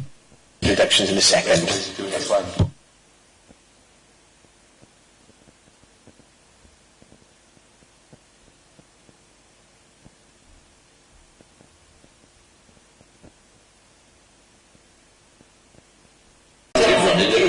Okay, we've had I know Councillor Bevan's not here, but we do need to press on. So we're still on the review of the current policy on the use of glyphosate. No, we've reached the stage of the meeting now where I'm going to welcome the executive member and officers. So I don't think they need any introduction, but we've got Councillor Fiona Cross, who's our executive member for the environment. We've got Andrew Osborne, who's the group leader, environment and street scene, and we've got Steve Williams, who's the team leader, ecology. Now, these are all familiar people to us, so I don't need to go into how to use the mics and all that sort of stuff. So we're going to go straight into the questions. We're going to start with the executive member, and Councillor Thomas is going to ask the first question. Would you mind if I just said a few words first? That's all we're going to do, but yeah. Yeah, I just wanted to say that one, I think that it's great that a member of the public has suggested this. This puts it in an open forum that is open and transparent, and that's a very positive thing. It encourages robust debate, I hope. And I'd also like to stress that I'm also the biodiversity champion for the council, so this isn't something that drops by the wayside or becomes an inconvenience of any kind. It's really important that these kind of ideas, these concerns are raised and debated thoroughly. So I'm very open to suggestions. Thank you for that, Fiona. Councillor Todd, do you want to ask the first? Yes, thank you, Chair.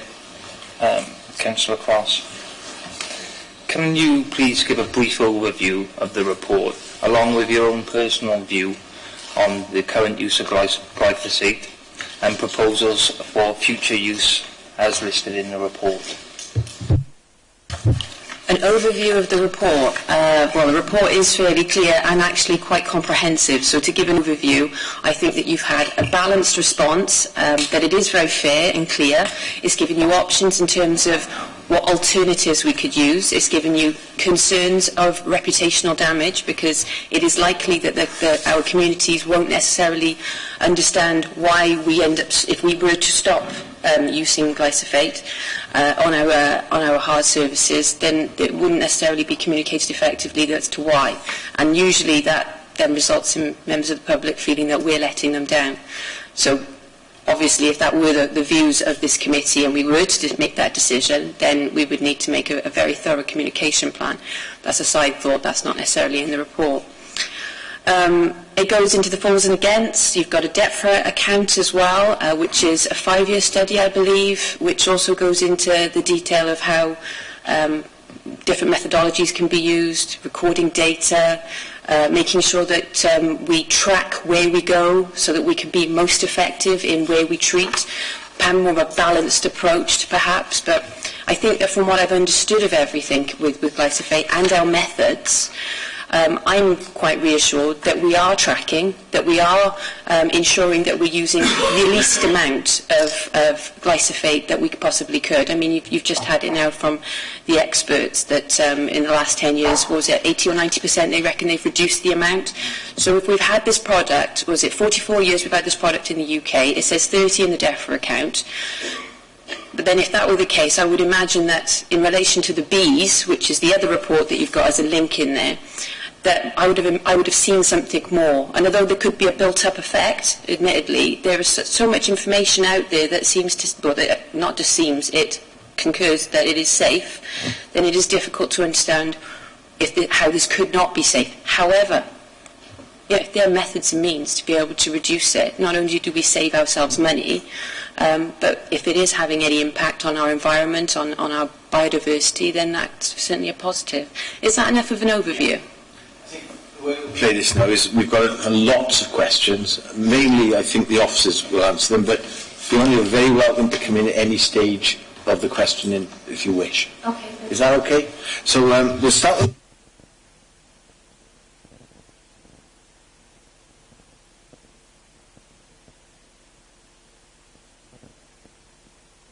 Just Chair. Fair enough. Welcome. What are the statistics for the dangers involved in using glyphosate, and what proof do we have that it is dangerous? Is this a question for me or an officer? Because you just said officers. Yeah, officers. Yeah, you're looking at me, that's why I was asking. Okay, thank you, Councillor. So we've done a review of the safety concerns of glyphosate, looking at research and advice from government. And some of this appears to be conflicting in some ways, although we're looking at a period of time, so things have changed. Now, in 2015, and I'll run through it in sequence now in an order, the International Agency for Research on Cancer, which is a branch of the World Health Organization, gave a statement that glyphosate is probably carcinogenic after reviewing some evidence.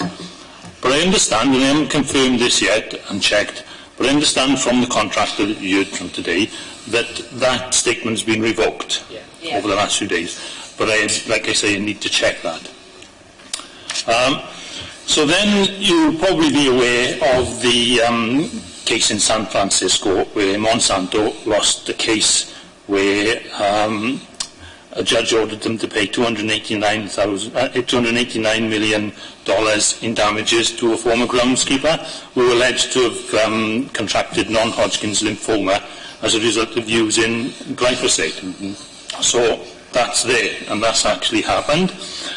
However, separate reviews of glyphosate safety by the European Food Safety Authority, the European Chemicals Agency, and the United States Environmental Protection Agency found no increased risk of cancer. In November 2017, European Union reapproved the continuing use of glyphosate from December 2017 until December 2022, having found no safety concerns that would prevent continuing approval, and UK scientists agree with this assessment. Obviously, use beyond 2022 would be subject to a further approval. Now, in terms of the Welsh Government, the Welsh Local Government Association asked the Welsh Government for guidance on future use of glyphosate as a result of these concerns that have been expressed by the public and these cases that we've heard about. So as a result, the Welsh Government recently issued an information note which was part of the papers there, it looks like that, and it stated that all pesticide products available in the UK have to meet strict regulatory standards to ensure that they do not pose a threat to human or animal health and the environment. The regulatory authorities undertake ongoing scientific research to make sure that such chemicals are safe to use and have no long-lasting effects on the environment. So that's the research findings in terms of safety of use for the public. I also came across a research paper which looked at a link between the use of glyphosate and the health of bees.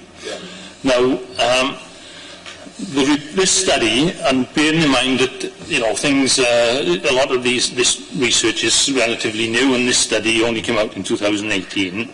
But what we appear to have found is that glyphosate ingested by bees at a set level seemed to have an effect not on the bees themselves, but on the gut bacteria within the bee, which apparently affected the ability to fight infection. So, it appears from that study that there's a possible link there between the health of bees and glyphosate ingestion. However, I understand that Councillor Cross had a chat with the contractor about this, and so may want to supplement that. I don't want to dive into this in too much depth, but it was just that particular report really caught my eye and gave me a lot of concern. I know it was very high level and it was very technical, but it wasn't quite comparative to, if I could just finish, Stuart, it wasn't quite comparative to what we're doing. So in the study, it cites that glyphosate that stays in the ground, for one. It actually states in there that it's water soluble and stays in the ground. But when you clicked on the site and where it was cited from, that information, they were referring to chemicals that would be used in agriculture. So you're using you're using different methods and higher levels of it. So I just wanted to make that comparison. So I mean, the chappie just explained 2% is what they use. They use a diluted form, but that study might be a bit misleading, and that's not me trying to guide you in any particular way. This is me scrutiny through and through, as I've always been. That's why I wanted to make sure that I understood that properly, and then I want to share that with yourselves. Another interesting part about it is that whereas in that study it was saying anything from 5 to 10%, they were actually testing on the bees. Again, we're using a 2%, so it's not comparative there either. So yeah. I picked that up at the end there, and I'd like to hear what Steve has to say on that, but I take your point. It was 2%, but with bees, we're very, very fine. And the other thing that I did get out of the contractors, which was interesting, was the whole business about the glyphosate takes out weeds. It doesn't take out the other problem we have with things like ash trees and buddleia and stuff like that, which they then have to go back to other methodologies, which you probably, that's something you need to have Andrew on that one. Do me to comment on that? Yeah. I think it's all down to the size of the plant. Yeah. And whether it's a tree or not. Yeah. Andrew. Yeah. So, if you've got a buddleia plant that's a metre high, putting a bit of glyphosate on that is not going to affect it. But, if you've got a small buddleia seedling, then I don't see why that wouldn't be killed in amongst all the rest of the weed control that's going on. Norma? It's not so much a question as you said the EU have approved it. What I read very recently, the EU has stated that glyphosate should not be used in all public places, e.g. parks and playgrounds. And I've seen that recently, I wrote it down. So I mean, they don't say, you know, you can use it anywhere. I think it needs to be used very, very cautiously. Steve, answer Norma's question. I'll pick back up on the bees, which I've missed. Yes, absolutely, Councillor Parish. Like all chemicals, they need to be used in accordance with the manufacturer's instructions. So just because the EU has given approval for its use doesn't mean to say it could be used willy-nilly. It has to be approved in accordance with the instructions, and I think the contractor explained that they've got method statements and the right certificates to be able to apply this stuff, so you wouldn't necessarily go, you know, spraying it all around play areas where children may be exposed to it. Okay. Steve, Councillor Ashley's pointed out I didn't allow you to answer the question. Sorry about that. On bees, so I'll go back to that in a minute, please. Okay, if I remember the question correctly, Councillor Ashley, it's about the impact of glyphosate on bees, I think. I'll just quote you what it says in here, in the report. It's very specific, actually. Oh gosh, where was it? Do you want to find it? I had it just now. There we are. It was glyphosate perturbs the gut microbiota of honeybees, and it's a report into that. Yeah, it's difficult, isn't it? Because you can, with a case like this, there's always going to be cases where there'll be alleged impacts on biodiversity, and other reports have said there's no impacts. In terms of this report, I think it's, you know, it does say that there could be an impact on pollinators, and any impact on pollinators should be viewed seriously, I think. But I take on board the comments that we made about the study and the amount of glyphosate that's been used as part of the study. I think, for me, I'd like to see a wider body of evidence, I think, not to go on one report. Whilst we haven't, you know, we shouldn't throw this out as an important piece of work, I'd rather see a wider body of evidence before I draw any conclusions as to whether glyphosate has an impact on pollinators. I mean, sitting on your biodiversity committee, I would agree with you. I do that as well. Yeah, no, it's got to be empirical. Question, I'll ask this one. We've touched on this already in terms of bees, but the first bit is how long we've been using the product. I think the contractors have answered that, but you can confirm if you wish. Have there ever been any health issues raised in relation to people or pets? We've discussed bees, but I just wondered in terms of Torvine. Well, you know, the chemical's been in use since something like 1974. How long we've been using it, I wouldn't know, but I've worked here since 1996, so I assume that, you know, it was before that, probably. To my knowledge, I know of no ill effects to humans or animals as a result of our use of it. Otherwise, it would have been highlighted very quickly before.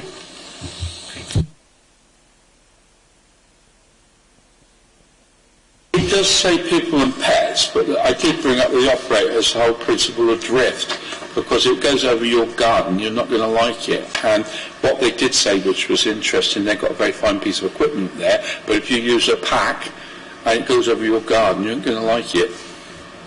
So I wonder about the concept of drift, because if you've got drift principle, that can affect other things. The fact that's not been reported, it might kill off people's shrubs, and I have seen evidence of that around the place where misuse glyphosate has killed people's plants off. So I had to bring that one in, because you have to be careful with drift and glyphosate.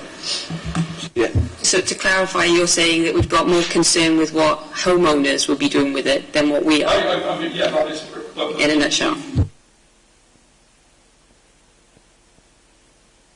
Yeah, I think, in fairness to the contractors, they did cover in great detail the steps and precautions they take in relation to drift. So I think we explored that fairly fully. Yeah, fine, that's fine.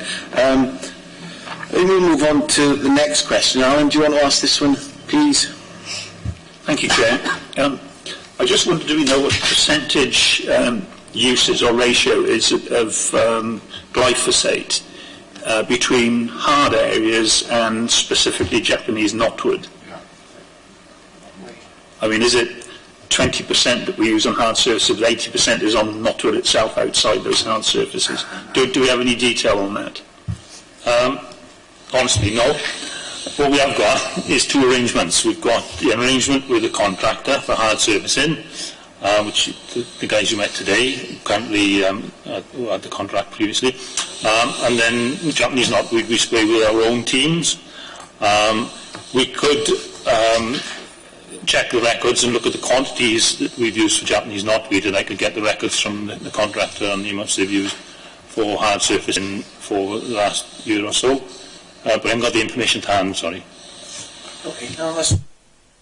Obviously the report makes clear that there's a major use on knotweed, and we were just interested. As we're on knotweed, the expert here said that knotweed shouldn't be sprayed but injected into the stem. Yeah. Do we do that? Or do they do it? I mean, do you, as, you know, or the council then, do they inject it or just spray? Yes, we do both. In areas where there'd be a risk of damage to other plants or damage to watercourses, then we've done an injection approach, which is much more costly, labour-wise, than spraying the canopy. But where otherwise we would just spray the canopy, and I've had some good success in Steve Williams' team.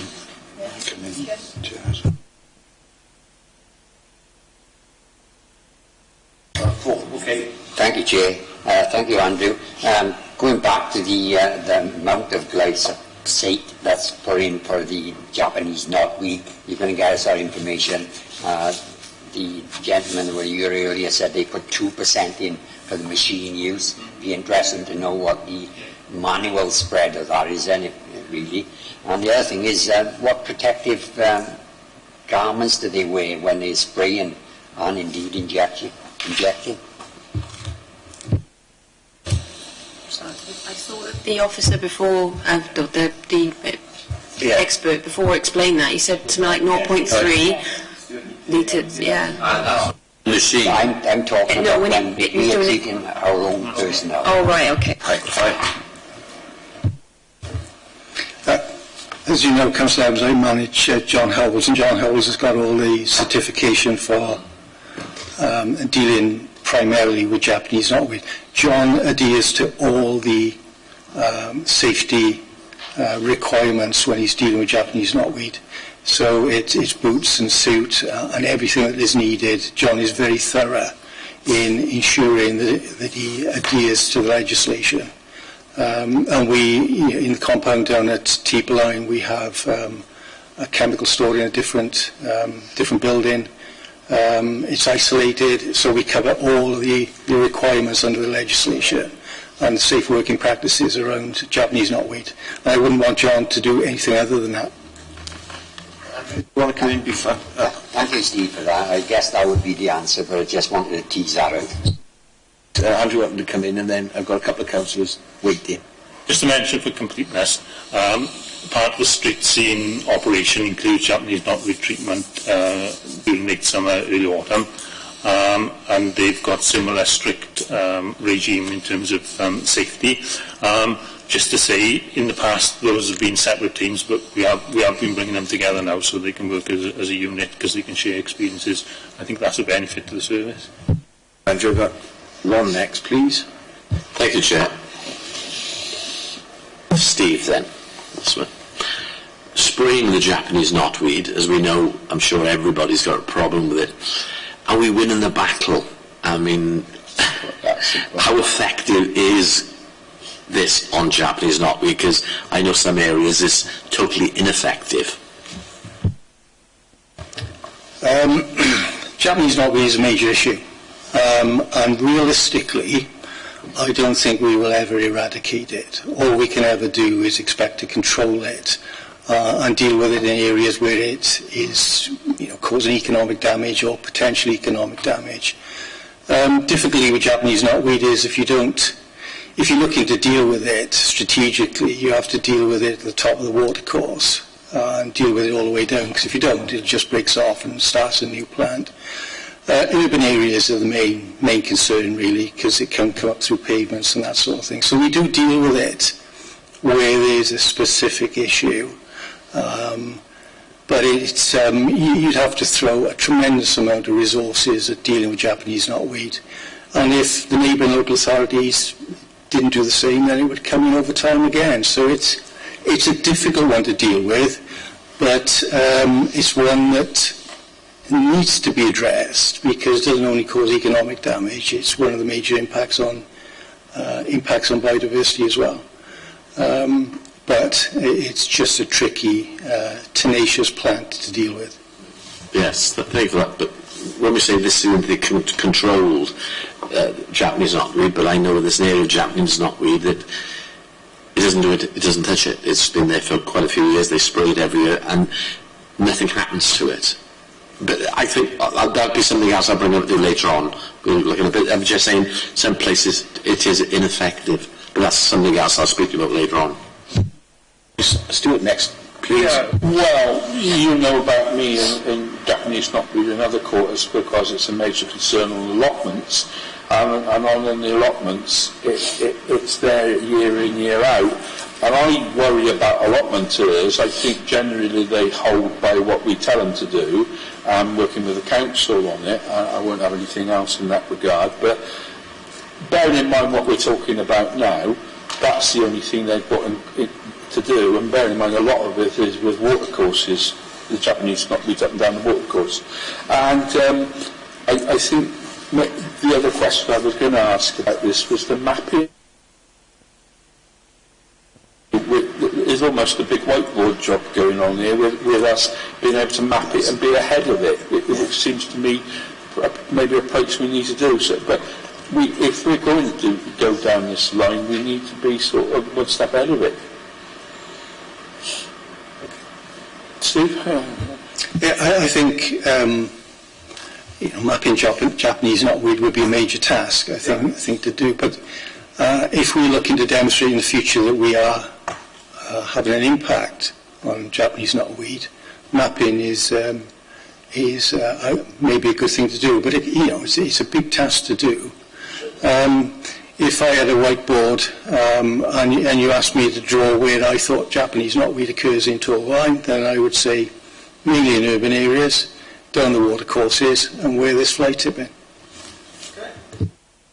In terms of the watercourses, now I know the smaller streams are the responsibility of maintaining them by the council, but the larger watercourses, like Dowlas Brook, for example, is Natural Resources Wales.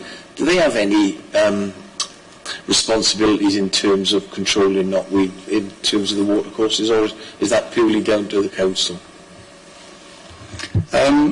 In terms of controlling Japanese knotweed, it is the responsibility of the landowner to control Japanese knotweed, or to make certain that it's not introduced into the wild. NRW, I know, have been quite keen on invasive species. In fact, if you look at the impacts on biodiversity, 3 top impacts on biodiversity is habitat loss, climate change, and invasive species such as Japanese knotweed. So NRW, I know, have done a tremendous amount of work, particularly on the Esk, in terms of giant hogweed, which is another problem, invasive plant. So they do get involved, but I think a lot of it is more around advice to landowners in terms of how you deal with it. I'm not quite certain whether they actually get involved in actually doing management themselves or eradication themselves. I think. Yeah. Thanks, Chair. When we had the contractor in earlier, the answers that he was giving was focusing more upon the treatment of weeds on hard standing areas. And I then asked the question to him about Japanese knotweed, but just for the sake of 100% clarity, the contractor now is dealing with weeds on hard surface areas, but the treatment of invasive species like Japanese knotweed and Himalayan balsam is dealt in-house, is it, by council officers? That was the first point, just I wanted to get clarity on. And in terms of the comment you made, It is quite prevalent throughout the borough. I know councillors up north have said there's probably more of it up north, but it does, unfortunately, because of the nature of this stuff, it's so invasive, you only get like a centimetre of the rhizome, and before you know it, your whole garden will be impacted. And, you know, the costs for residents, they're saying now it will depreciate the value of their house by as much as £10,000 if they've got the presence of Japanese knotweed, because that's the cost to get rid of it. The contractor mentioned the only way to really eradicate it was by deep excavations prior to any building works taking place, and the treatment is to serve as a control methodology, just to pick up on a point that was made by one of the other councillors when he was using the term in, you know, how we control it. But it does seem to be very prevalent throughout watercourses, rivers, the Avon Lwyd, for example, and railway lines. And the Chair touched upon this in terms of the work that's been done with Natural Resources Wales. I would also include in that the railways and try and say, well, what work is Torfaen doing with those other bodies for the control of it? I mean, would the railways, for example, be responsible for control of the knotweed on their lines? And I think it would be useful for councillors to have some data in terms of how successful we've been in eradicating these invasive species, such as Japanese knotweed and Himalayan balsam, you know, throughout the borough, how successful we've been in terms of treating it. In terms of your first question then, we as a landowner, we manage Japanese knotweed ourselves as a local authority, and it's, as I said previously, it's down to each individual landowner to ensure that they manage Japanese knotweed for it not to spread into the wild. So there's a legal obligation. So that's how we address it in Torfaen. Wherever we can, where we're able to, we deal with it in-house. And it is primarily Japanese knotweed. There is some giant hogweed in Torfaen, not much, but that is treated when that appears as well. Himalayan balsam, it's an invasive species, a really tricky one to eradicate. We've got a Friends of group on one of our local nature reserves. We've done some really good work in actually pulling Himalayan balsam, but it travels on a watercourse, just like Japanese knotweed does, and you can get on top of it in one location, but if you're not dealing with it further on up the watercourse network, then it comes back in. So it's very difficult, but Japanese knotweed is the primary one that we have to deal with as a priority because of the legislation around it, really. And the second question was? How effective, yeah. Can I come in on that one? Yes. It does say in the report, and it's not entirely clear, but it says on page 24 that using this approach in some parts of the borough, we've succeeded to eradicate up to 90% of knotweed stands. So, you know, it does give you a little bit of information, but that obviously that's specific to areas, and perhaps you'd like a bit more detail on those areas.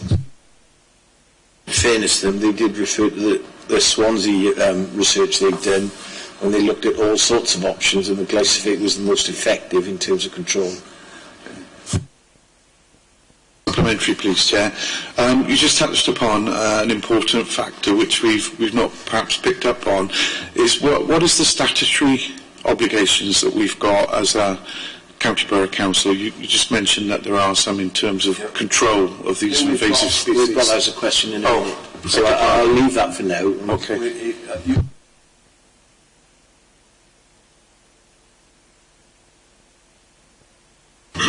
Thank you, Chair. I just want to try and get back to question 5. An accusation, I picked up on an accusation that was made with regards to our own contractor using glyphosate, sorry, say it properly.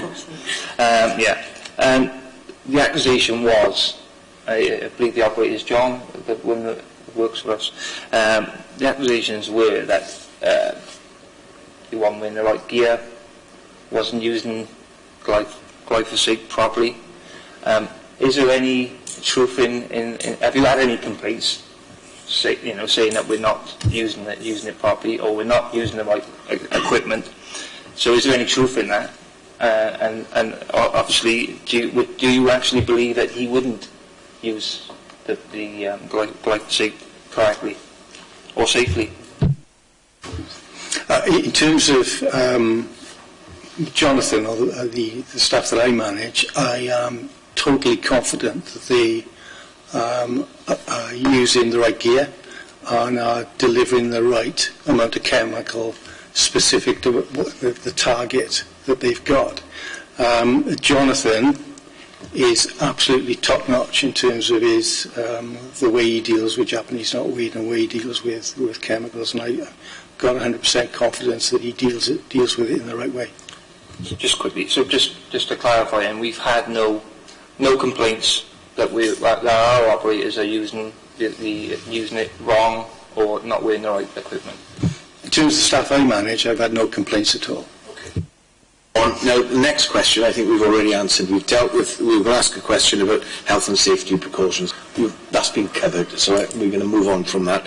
I'm going to ask the next question, and Gaynor, I'm sorry, you were going to ask the question about health and safety. We've dealt with that, so you're going to ask question 6. But the next question I'll deal with, how do you ensure that the public are safe when we use glyphosate in public places?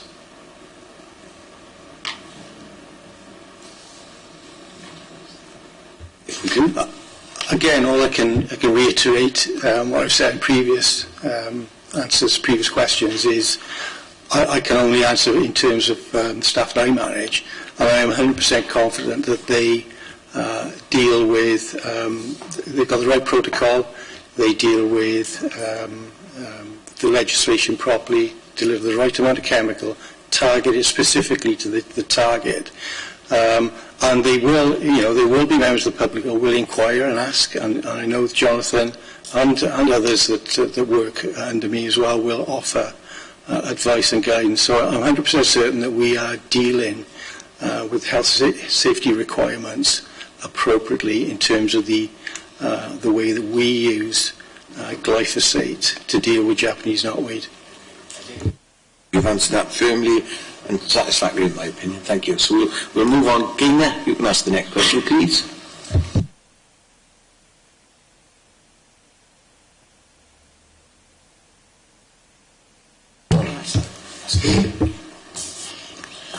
Have you sought any views from the medical profession on this? Andrew? All I can do is refer back to the safety concerns that I mentioned earlier, and we would be advised by Welsh Government and the European Union in terms of the safety of that. We wouldn't go direct to any medical body or the health board to check, and we haven't done to date. Yes, I'm happy with that, thanks. Thank you. We're now going to move on to some specific questions around Japanese knotweed. Who was dying to ask this question about legal obligations? So here, question 1 on Japanese knotweed to you, please. Yes, thank you, Chair. Apologies for jumping the gun a bit earlier. What obligations do we have as a local authority to remove Japanese knotweed, particularly in mind the statutory element? I think we've already sort of touched on some of the legislation around Japanese knotweed. There is a fair bit. Primarily, as I've said, it's an offence under the Wildlife Countryside Act to allow it to spread into the wild. So there's a question about what wild means. But there is an expectation that where there is Japanese knotweed on council land, that we will do what we can to deal with that. That's usually a chemical treatment. The other techniques, and I think these might have been talked about before, is digging it up and taking it away. If you dig it up and take it away, you have to make certain that it is transported properly on a covered vehicle, because you don't want things flying off and establishing alongside the road. It has to go to a licensed landfill site as well. So in terms of going back to treating Japanese knotweed, the most cost-effective approach at the moment is glyphosate. To dig it up and take it away, I think it's expensive, and I think that's borne out in the Swansea University study that has been mentioned in the report. But it is, the landowner's responsibility to manage it. But you risk assess it. If it's a big stand and it's threatening pavements or it's threatening the highway or neighbouring properties, then maybe that's where you concentrate your effort. If it's in the middle of the field and there's no built structures for quite a long way around, as long as that isn't damaged substantially, maybe that can be, plan B, if you like. Sometime in the future you'll deal with it. So we'll never have the resources to hit everything, so you deal with it where it's got the biggest risk. Yeah, thank you for that. So basically, there's no legal requirement for us to treat it or to remove it, but we do so because failure to do so, we leave ourselves open to the charge that we've allowed it to spread into the wild, and that there is an obligation on council-owned land. I get that. Can we do more work, do you feel, with Natural Resources Wales and the railways, given that those are two prevalent sources of where the knotweed is and how it seems to spread throughout the borough? We're always happy to work with anybody who can help us deal with Japanese knotweed or any other invasive species. I think that we do work collaboratively with neighbouring local authorities on Japanese knotweed issues. But as I said, I keep repeating, it's such a massive task. We could find the resources to deal with everything on council-owned land, but if other landowners and individuals are not doing the same, then it's back to square one. So, but we will work with anybody who can help us provide the resources to deal with Japanese knotweed in particular. The next question, which is number 2. There's not a question on it. I do believe that removal of Japanese knotweed is actually an enforcement issue there as well, and there's a pernicious weed. Isn't there an enforcement issue if it's removed wrongly? Because we keep getting told this on allotments. If you remove it and dump it, it's actually a very serious fine, isn't it? Well, that's introducing it into the wild, so that's an offence. Yeah. Yeah. Where we tell allotmenters they must dispose of it responsibly. Yeah, they have to dispose of it responsibly. I believe there's quite a heavy duty fine on it, so this actually puts a fear of God at people about getting rid of it responsibly. But what I'm trying to say about that we need to be clear, and this is one of the points about what you've just said. I'm not sure if we are clear sometimes about how to remove it responsibly. It's some of the other questions that come along, but I've just had a thought about this.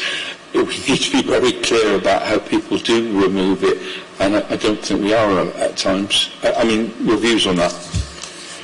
Not certain I would agree with that. If you put Japanese knotweed into a search engine on the computer, you'll get reams and reams of advice on companies wanting to deal with Japanese knotweed. I think the information is out there. I don't think there's any excuse for dumping Japanese knotweed in the wild. The excuse that they didn't know it was an issue, I don't think is... It's not the dumping, it's responsible disposal of that people are quite afraid of, I think. Whether we could be a bit clearer on that sometimes. We may touch on that later in the recommendations. Okay.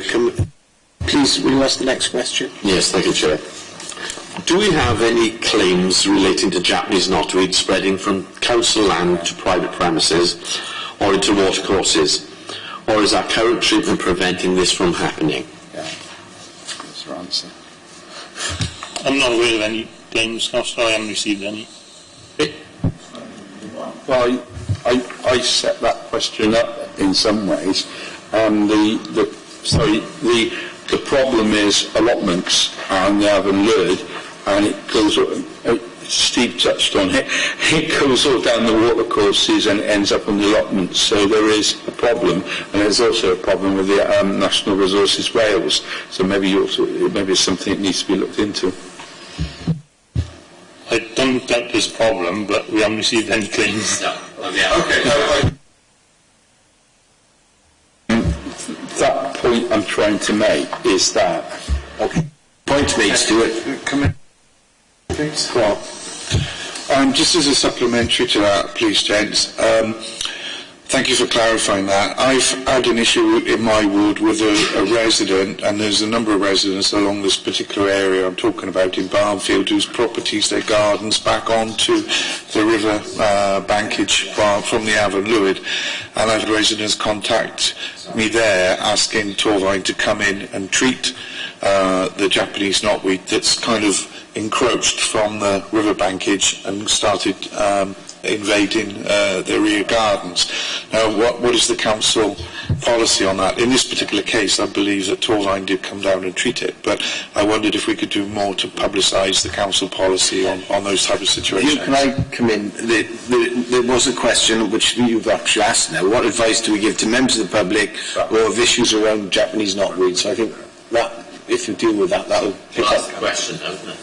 Yeah, so no, it's fine, Lewis, but we'll deal with that question now as you've raised it at this point. Involved in individual ward issues here, if we can avoid that, please. Let's keep to the advice to the members of the...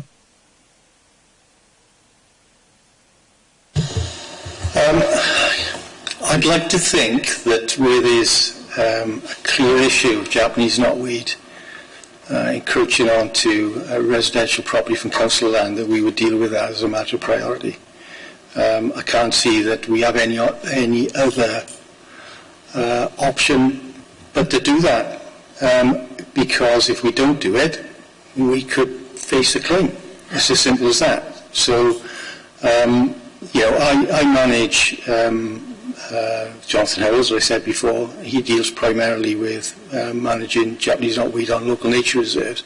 Colleagues in street scene also deal with Japanese knotweed. They're probably better placed than myself to give you a definitive answer, but from my perspective, from what I know of legislation and the potential impact of Japanese knotweed, I'd like to think that as a responsible neighbour that we would deal with Japanese knotweed where there is where there's evidence it's causing a problem on private land. One fundamental problem.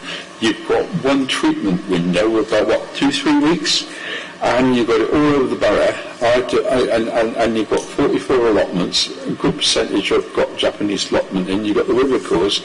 I just don't know how you all over deal with that unless you license maybe some of the allotment is to do it, or you get what Carol suggested earlier about getting the public to help you with it. You then have to license members of the public or somebody to do it, because we just haven't got the people to do it. Stuart, I think that you still not. This is another question you're raising here about. I'll ask it because we moved into. Sorry about this. No, it's fine. We're asking the questions, but the question we've actually got, which picks up what Stuart just, how do we vary the rates used in non-prioritised areas, and how do we set those priorities? Now, Stuart seems to be asking a question about priorities there. So I think if we ask that question, which will deal with Stuart's point. Please. So, as you know, we've just brought the environment street scene service areas together, and the knotweed has been treated by those teams in the past, and what I'd like to do is review how that's going on across both areas, bring them together and look at perhaps organising ourselves a little bit better and prioritising areas. So what I'm saying is I think there's room for improvement. So we're going to be looking at that over the next few months. Would it be okay, Chair, if I went back to the question about knotweed on the river? Yes. Because it's quite right that if we are the landowner, then we would have a responsibility.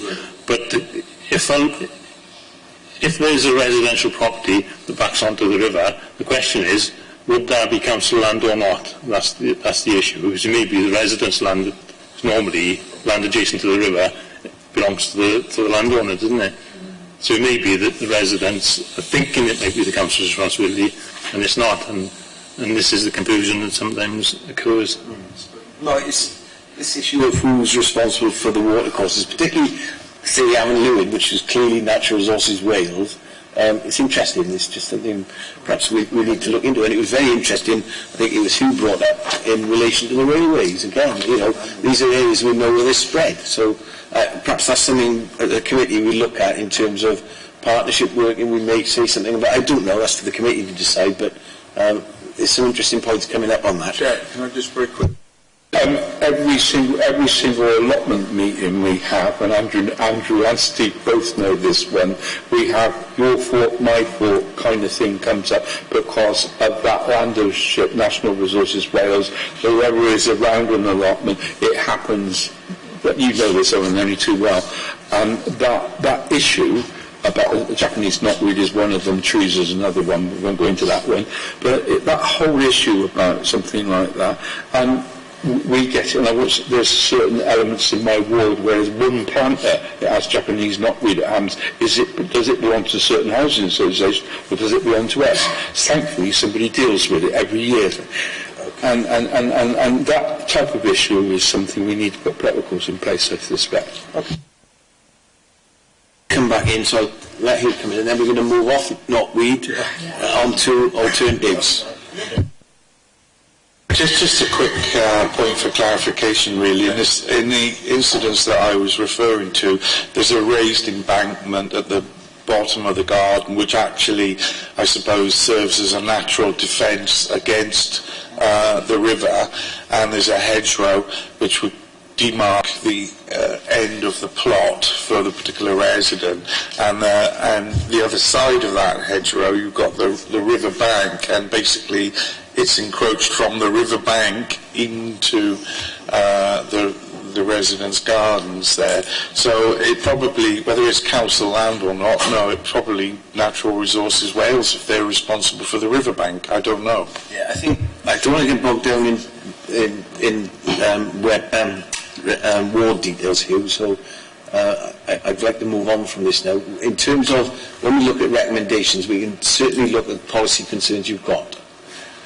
Yeah, thanks, Chair. I know I cite the ward issue as purely an example. Other members may or may not have similar experience, but I think the point I'm trying to make is if we could have a clear policy statement or guidelines in terms of when Torfaen will intervene and when they won't, that would be really beneficial. That's for something we look at later on in the meeting when we look at potential recommendations.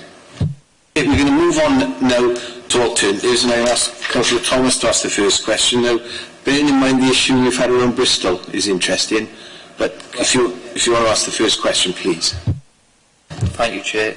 Has there been any feedback from authorities in England since they introduced pesticide-free status or alternative methodologies? I'm afraid I haven't got an update on that. I think, as we've found out with Bristol, they went over to a different regime and are suddenly finding out that it's not as effective as they'd hoped, and we have to go back. So I think we're at a point in time we just need to keep an eye on what's going on elsewhere and learn from that. Okay. Stuart, if you come in with the next question, which is on a very similar theme. What contact have you had with any of the 13 Welsh authorities that are looking to change their approach to the use of glyphosate to ascertain if there are any other options out there that haven't been considered in this report?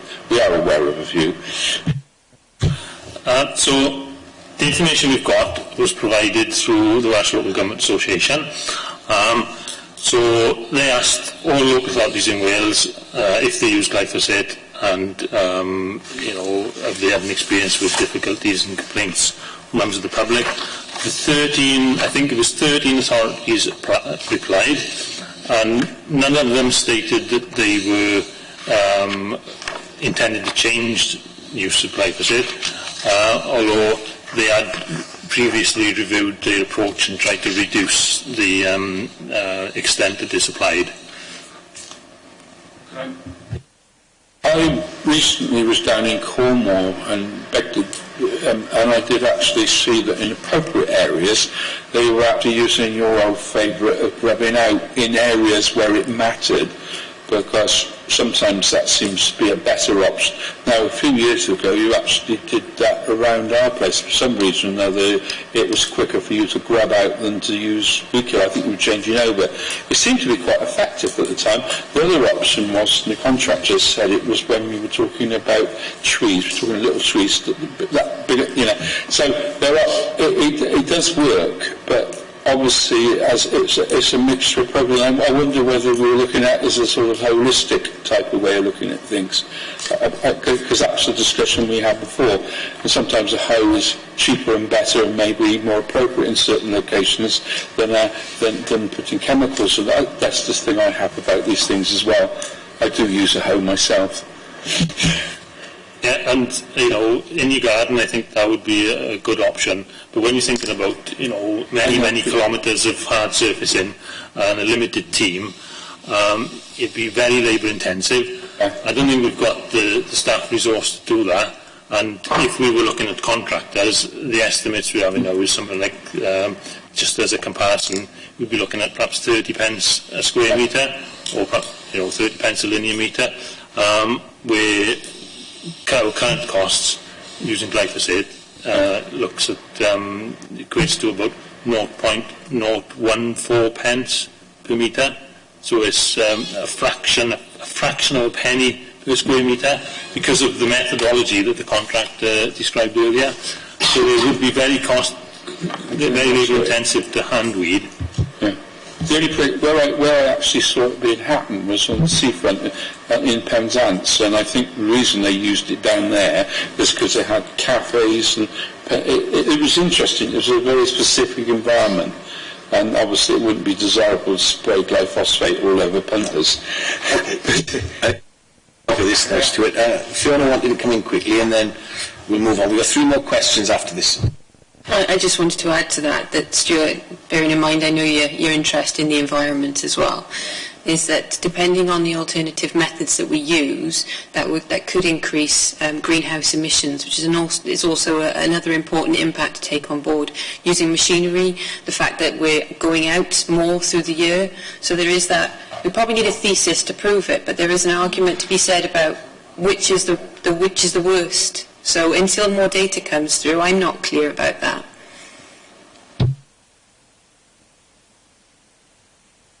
Okay. Yes. Can you tell us about the amenity forum mentioned in the report, please? Okay, so the amenity forum is a membership organisation of local authorities, and basically we could join the forum and benefit from the continual update on research and advice on ways forward. I think it just is good practice to be part of that. The full membership fee is £600 a year, but they have offered us associate membership free for a year just to try it out, I suppose, and see how we get on, which I think might be a good thing to do. Yeah. I mean, I want to move on. In terms of the amenity forum, the impression I got from the pre-meeting was most of us were in favour of that. We will look at it at the end of the meeting. Ask a very quick question. Very quick, Stuart. Yeah, why aren't we a member, and what do we get out of it?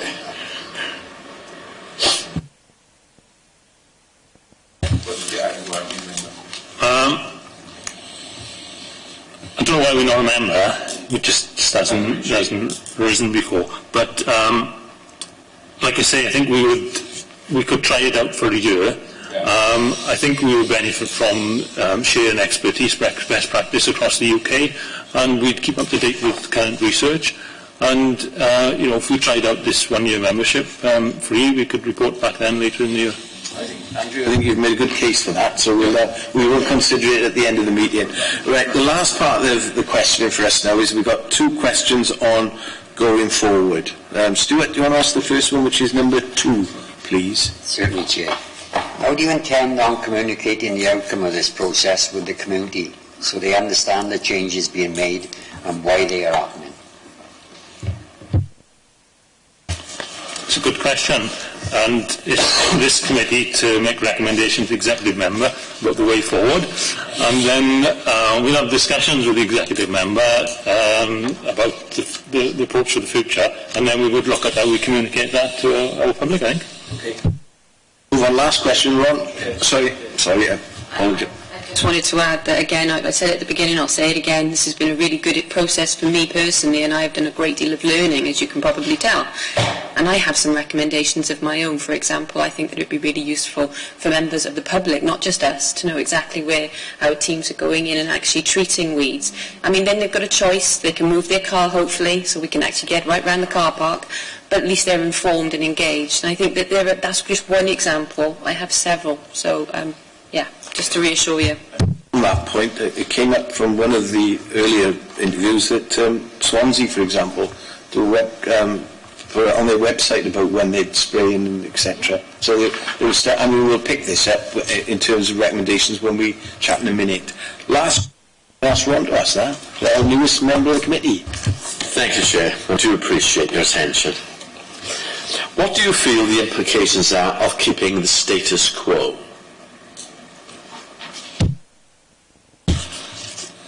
If we keep the status quo, members of the public that have expressed concerns about our current approach may feel that arguably they might have been ignored. I think that there's a case for reviewing the I know we're using weeded technology at the moment, which minimises the application, but we are spraying on 2 occasions a year. Possibly we could decide to recommend reducing that to 1 and reviewing the results. But I think it's important that the public feel that they've been listened to, and based on the evidence then decisions have been made in accordance with various views. Thank you, Chair. Thank you for that, Andrew. A year we were saying you're presently doing it twice. And how did you arrive at that decision to do it twice? Or obviously you thought there was a need to do it twice, and you're considering possibly going back to once. What impact will this? I know you can't tell until you've tried it, but my point is you've done it twice for a reason. Can you give us that reason? I think some of the things we do are often based on historic approaches, or established ways of delivering contracts, and I think it's just a case that we need to continually re-examine the way we do things, and even if we perhaps did a trial in one area, because I don't know the outcome of 1 spray instead of 2, but I think it's a case for trying it out, even if we didn't do the whole borough, but we tried some areas. Just a quick supplement. Chair, how long have we been spraying twice? I need to check on that. I know we've been in the contract with John Allen for at least 3 years. But I need to... Thank you, Chair. Surely, Andy, there must be evidence somewhere where other authorities just use it once or use it twice, or from the contractor we could quickly get to the bottom of that, maybe without a trial. But essentially this is, in terms of operational, rather than glyphosate is dangerous, isn't it? It's because we're still using it, and we'd still be using it on knotweed, so, and we still have households using glyphosate, and we still have farms spraying glyphosate, so, just doing something unilaterally might not be effective. It's either we feel it's safe or it isn't. I think the other bit is just operation. If we can do it once and it's effective and it saves us money, great.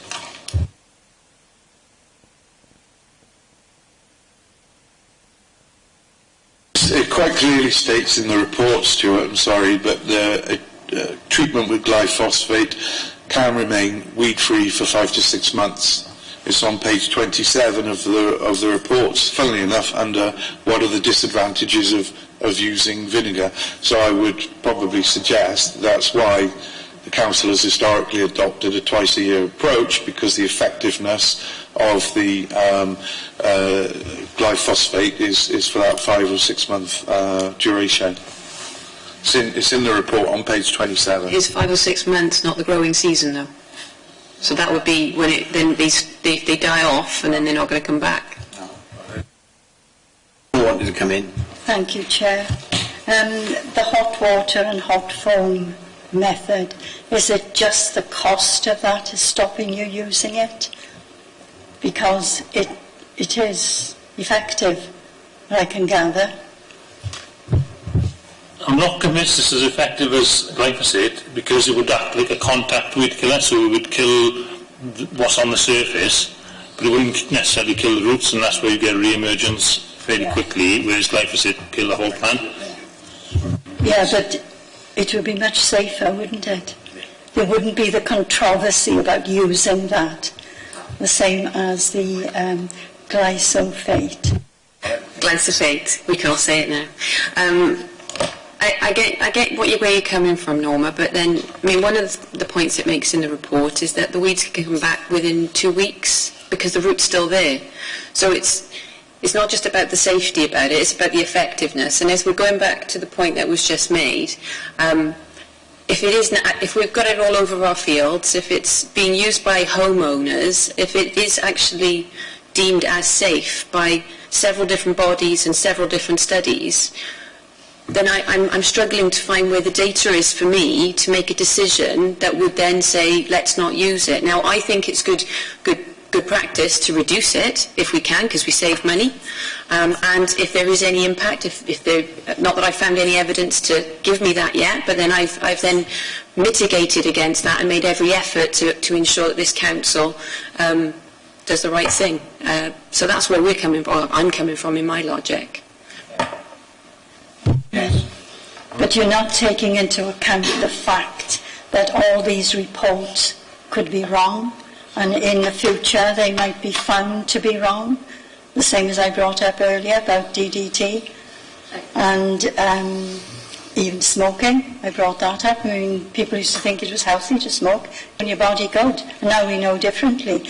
The same thing could happen with this, and I think we should move very, very cautiously. I know that people will be buying it themselves and using it, but if the council made a stand on it and said, you know, we think we should think twice about using this, especially on hard ground, you know, pavements and in playing areas, and I don't mean just for children, I mean all sports areas. It could be dangerous. We should cut that out. It would make people think twice. Am I using this too much? Personally, do you know what I mean? And if the council, leads on this, that could be a good thing for our communities. I very much appreciate where you're coming from, and I totally, I welcome the debate. But we've already heard that Bristol went down this road and has now pulled back out of it. I think that's significant. There's a difficulty about reputation as well. Now, as much as you may feel this puts the council in a positive light, our residents may feel quite negative about that impact. They already feel very negative about litter and dog fouling, as we are well aware. This would be another impact. And I think that I really do need to stress that as much as I would actually prefer, as someone who is a very committed biodiversity champion, I would prefer to not use any pesticides whatsoever. The reality is when I go into my communities, and I'm faced with residents who have got weeds up to their knees, and they're saying, well, I've got friends, I've got family, I'm ashamed to bring them to my house because there's all these weeds around my house, and I feel bad about myself, I feel low about myself. It impacts. I think it's bigger than that. And also to carry on to your point about going cautiously, absolutely. I really want to assure you. But again, we look at the report that's included in this that might show an impact on the bees. Then that's only in this year. So we need some more data before we make any more decisions. One of the suggestions I was going to make to this committee is that I'm more than happy to go and do this again in 12 months or at a relevant point that this committee would like to revisit. If that's what we need to do to make sure that we feel confident that we are absolutely 100% safe, I've got no issue there. So I hope that reassures you. There are two suggestions. One that Carol Jacob made, which I totally take on point, was actually that we should get the community to take some responsibility for actually looking at these weeds themselves, because at the end of the day, one of the things we're doing... Now, listen to what I'm going to say before you say anything. One of the things is we're actually at the moment doing parks and other bits and pieces ourselves and getting out there and doing things that we can't afford at the moment to do. We're talking about the price of doing all this, and we need to turn this on its head a little bit, because at the end of the day this costs a lot of money, of which this council at the moment has not been able to do. Now, it seems to me that we're missing that little trick, and Carol pointed that one out. The other part of it is exactly what you said, revisiting it because we can't prove it's safe, we can't prove it's not safe. That's the science bit. Don't get on that territory normally, because at the end of the day, I personally don't like this stuff. There's got to be alternatives to it. I accept the Japanese knotweed, which we've had a whole discussion about, and I think we got somewhere. We got probably some very useful recommendations coming out here. I'm not going to preempt that one, but the whole point about information and education, I think there's a lot in there. That's what I could say. Yeah, I'll let Fiona come back, then I got Gamey to come in, then I got Hugh to come in, and I'm going to shut the meeting down in terms of the questions there. So, I appreciate again where you're coming from. I don't think it's clear cut. We need to take on board the person and how it affects the person, as well as the fact that, you know, it could impact on our environments, and that's the problem. It's a could at present. And again, I very much appreciate your point, and is it Carol's point, about trying to engage with the community. But the reality is, as an absolutely 100% committed volunteer, as all of you will know, that is really hard work. You know, there is a core of people out there that do most of the volunteering, and then you don't see anybody else. So, with all due respect, I don't think that's not going to cut it. Please. Yeah, I just wanted to say about the hot soapy water. The contractors explained it when they were here, that it doesn't go down to the roots and solve the problem. Yeah. And they'd have to have some machine to keep it boiling hot water all the time. And it just, I don't believe that would work. And also, as part of getting volunteers to dig up your weeds, you can't even get them to pick up a wrapper off the street. Yeah. So, thank you. It's good that we're having different opinions expressed today. Yes. I'm going to move on now to Hugh, and I'm going to finish with Ron. Yeah, thank you, Chair. The contractor that was in before you and spoke to us was strongly leaning towards the adoption of an integrated approach. They were basically suggesting the continued usage of glyphosate for the treatment of weeds on hard surfaces, but additionally to provide a mechanical removal of the weeds once they were dead by using a wire brush, even though that in itself would have some limited environmental impact in terms of the amount of wire that then enters the environment. But the report states that we don't have detailed costings for an integrated approach. So my first question is, what is the likelihood in the current economic and financial climate that a more integrated approach using both pesticide, or herbicide I should say, and the mechanical sweeping could actually be adopted by Torvine, because that was the recommended route by the contractors that spoke earlier on. And the second question again comes back to the issue of policy. And you've mentioned council-owned land, but of course now we've got the situation where various sports pitches and leisure amenities are outsourced either to the Leisure Trust, which perhaps we may or may not have more degree of influence over, but certainly there are communities that I know within my ward that they were one of the areas that did sign the lease to adopt the sports pitch. So what would be the council's policy in terms of usage of glyphosate and any other herbicide for that matter in instances where, although technically it's still council-owned land, we've got a lease on those, and the maintenance is being undertaken by those leaseholders? I'd need to check the details of the lease, the terms of the lease for these community organisations, but as far as I can recall, then those maintenance liabilities will fall with the leaseholder. Yeah, we've had issue come up, and we've made recommendations about this in terms of tree policy. So I think, it's not an area that's easy to solve. I know that the maintenance is clearly states in the lease that is the responsibility of the leaseholder. But how, if as a council, if we were to implement a change in policy on usage of glyphosate, how could we then enforce that with leaseholders? We've got no degree of control without going back and renegotiating those leases that have already been signed.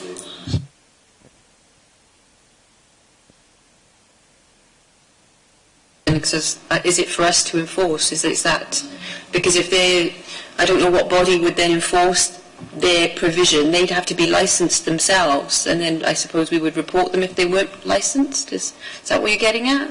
No. Sorry, Fiona, what I was getting at is, can we have a policy statement in terms of where we are with these sports pitches and that have already signed leases in terms of usage? I think we'll deal with this under the terms of recommendations, I think, rather than, we're going to get bogged down with this, and I don't want to do that. So we will not lose it. You can raise it when we discuss as a group what we're going to put forward. Last Chair, can I come back to the first question now, which was the likelihood of adoption of an integrated approach, given the financial and economic constraints that we're facing?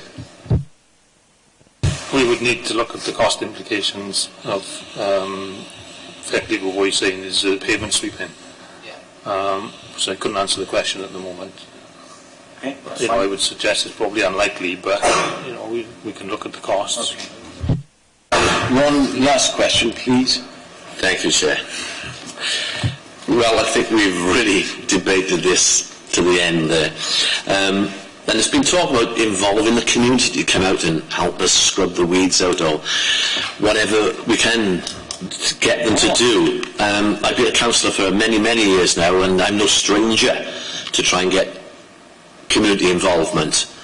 And I can show you it's hard work. So I would think for an experiment, if I could say to Stuart, in his community, if he goes out and gets a community group together and see what success he has in scrubbing the weeds out on the pavements around the area where he is, and if he can come back the next meeting and give us some advice and see how successful he was in doing it, I'm sure we can all go up there and take heed from what he did. That's an interesting point, Ron. I don't think it's one for the officers and the executive to discuss. So and I think that's one for you and Stuart to discuss. Now, that's the end of our questions.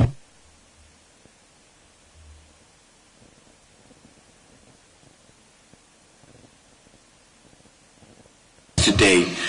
Thank you very much. I'd just like to say thank you for the invitation. It's really helpful to debate these things out like this, so thank you. Thank you very much. Okay. I'll just give the officers and the cabinet member time to leave, and then we'll move on.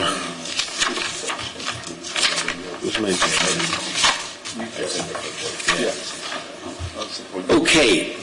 Let's see where I am. We've received no comments about this from Facebook. I know one member of the public has provided us with a lot of information. Thanks for that. I'm grateful for that. Our next job now is, and we've been touching on this all the way through the meeting, is to come up with thoughts in terms of recommendations that we're going to put forward in relation to this report. So I'm opening up the floor. Who wants to start? Any volunteers?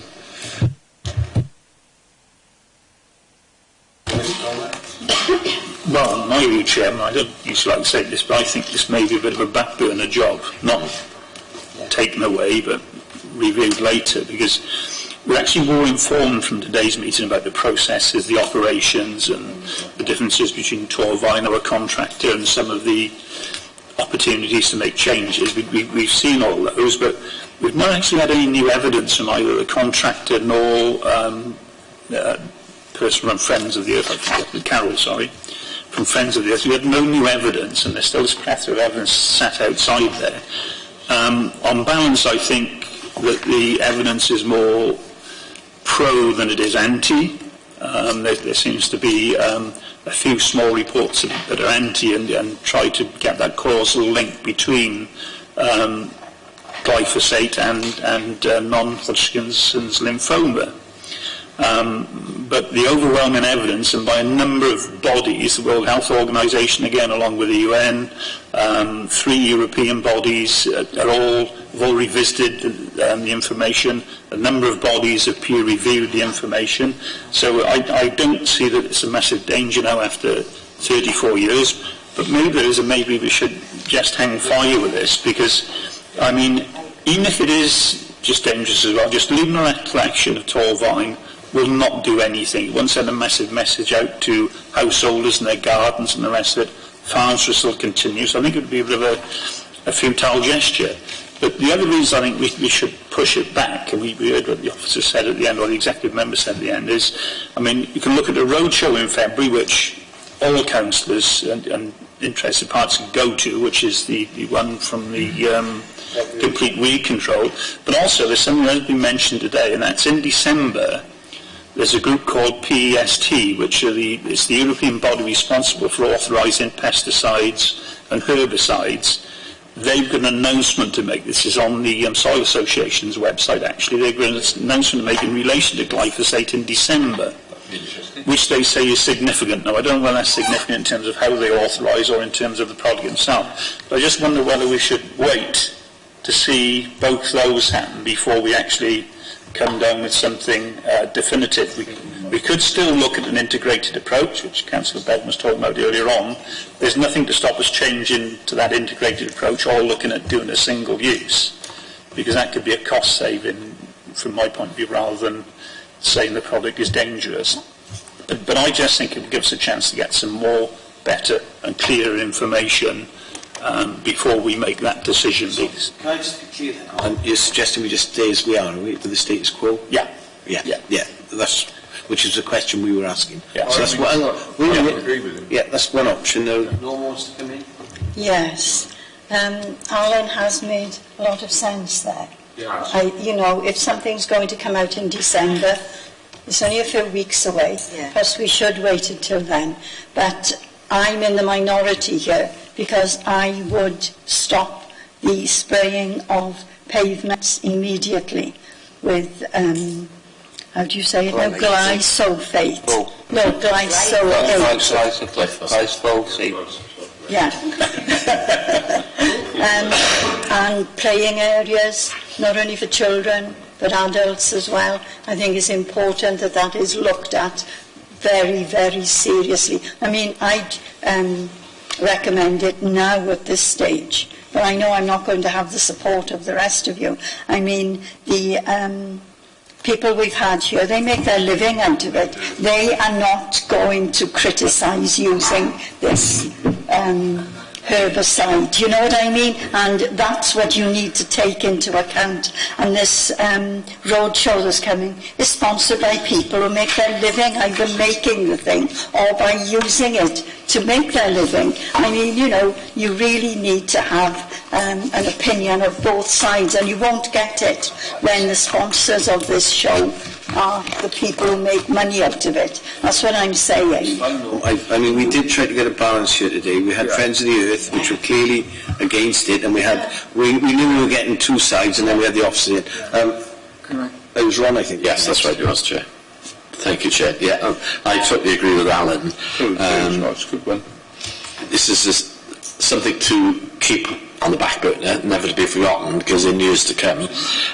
But my biggest worry is what is going down our drains than what's we're spraying on our plants. As I say, there's caustic sodas going down the drain, there's all sorts of poisonous chemicals coming off the shelves. This isn't legislated, yet this is, but on that, what's coming off the shelves, nobody's looking at at all. And to me, that's more serious than what I think this is. And we still keep it for the future.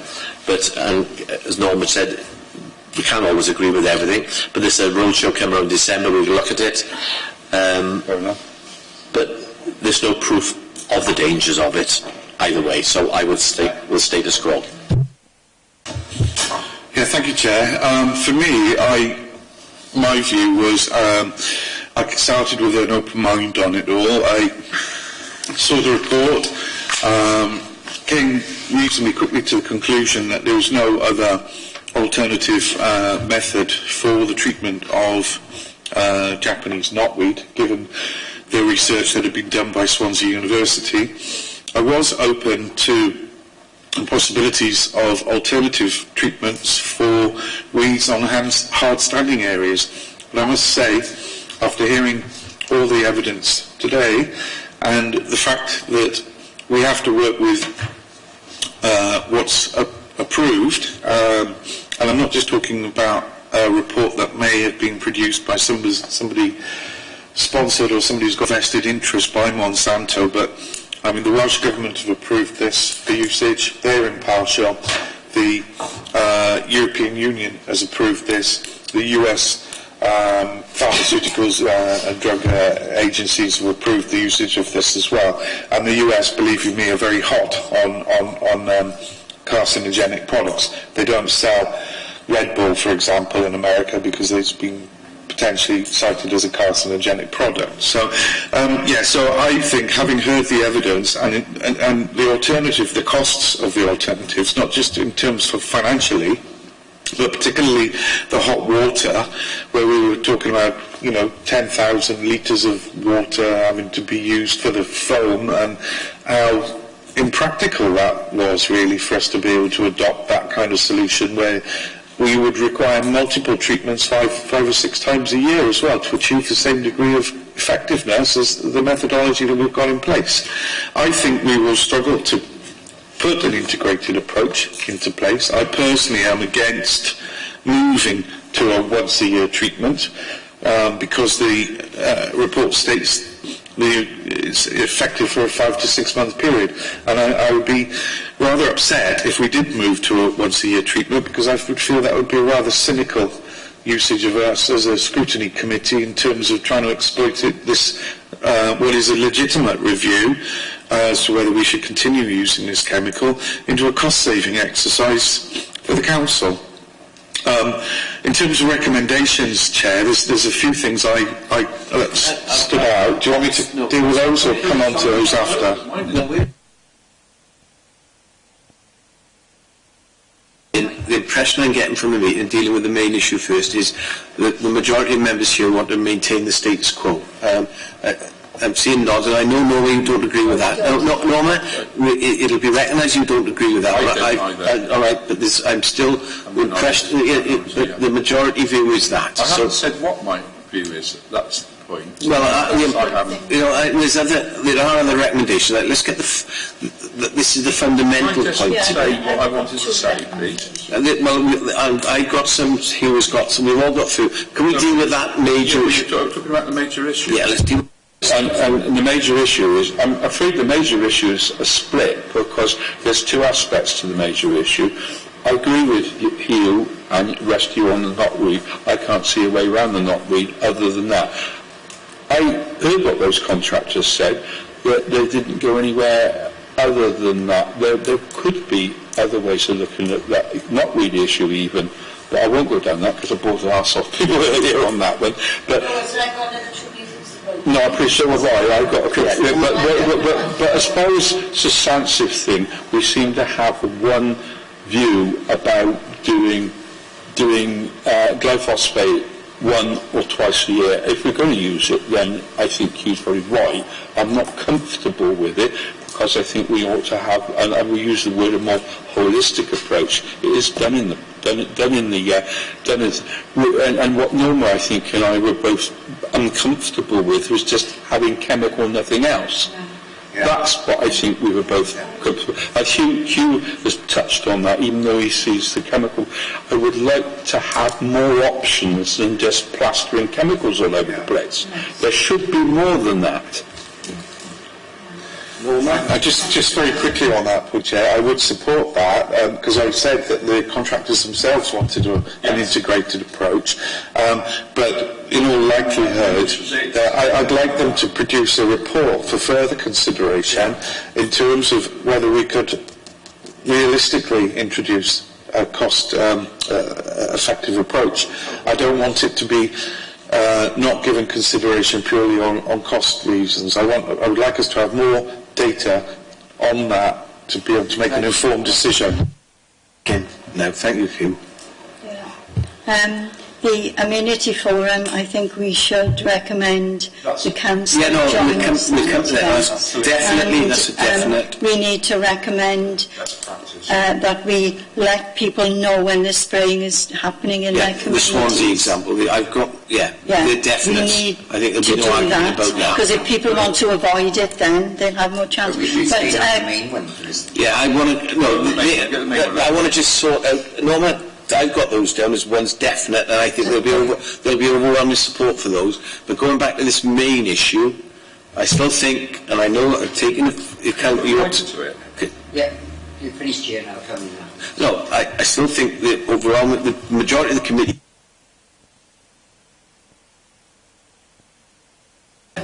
maintaining the use of glyphosate. Yes. Yes? I mean, Stuart, come in now. I haven't said nothing, Chair. Everyone's had an opinion.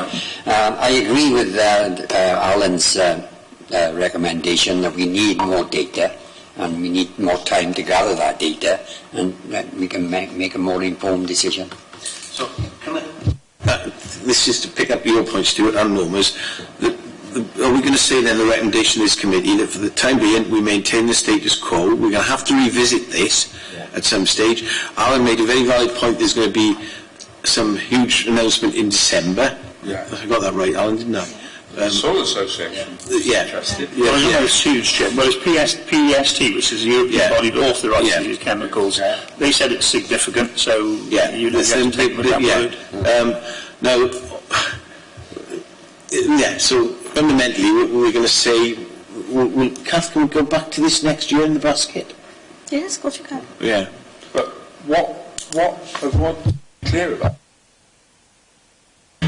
What we want to be clear about, the recommendation of the committee is the status quo as far as glyphosate, but there's enough of us on here to suggest also that we need to look at a more holistic approach. I think we come down that view, because what they're saying is, on the grounds of costs, we go for the one, but I don't think that's good enough. They've even suggested it in their report. Well, that was the preferred approach from the contractor that we're currently employing for treatment of the weeds on the hard surfaces. That doesn't, it's kind of a half and half, because at the moment we're doing the in-house treatment of the Japanese knotweed. So we're talking about whether we're maintaining the status quo or not. We are maintaining the status quo as far as the treatment of the knotweed is concerned. But I think what Stuart and I are leaning more towards is whether we can have a further report produced with more information on costings of us adopting a more holistic approach to the treatment of weeds on the hard surfaces. But I think that we went through all that on the costings. I mean, it was what they're doing now, pence outweighs the cost of everything else at thousands and thousands of pence. They're saying themselves that there should be a backup. Others.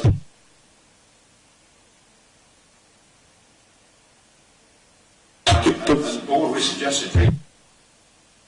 All we've had is costs for current treatments, and even there we can't do a direct comparison, because in the report one was the cost per spray per linear metre, and another cost was per square metre. So even with the information contained within the report, we can't do a direct comparison. But what we need really is perhaps additional information. The exec members suggested we drop it to once a year. Now, I wouldn't be necessarily in favour of dropping it to once a year, but say it was dropped to once a year, but we introduced the mechanical sweeping that the contractor wanted to bring in with the steel brushes. We haven't got any cost information on that, whether we'd have what we would get as a cost saving from going from twice a year to once a year with the spraying, and then how much of the cost would be offset with the brushes.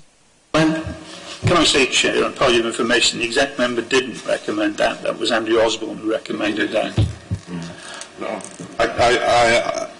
Oh, in terms of dropping it to once a year. Okay. Okay, can we need to make a decision about what we're going to do.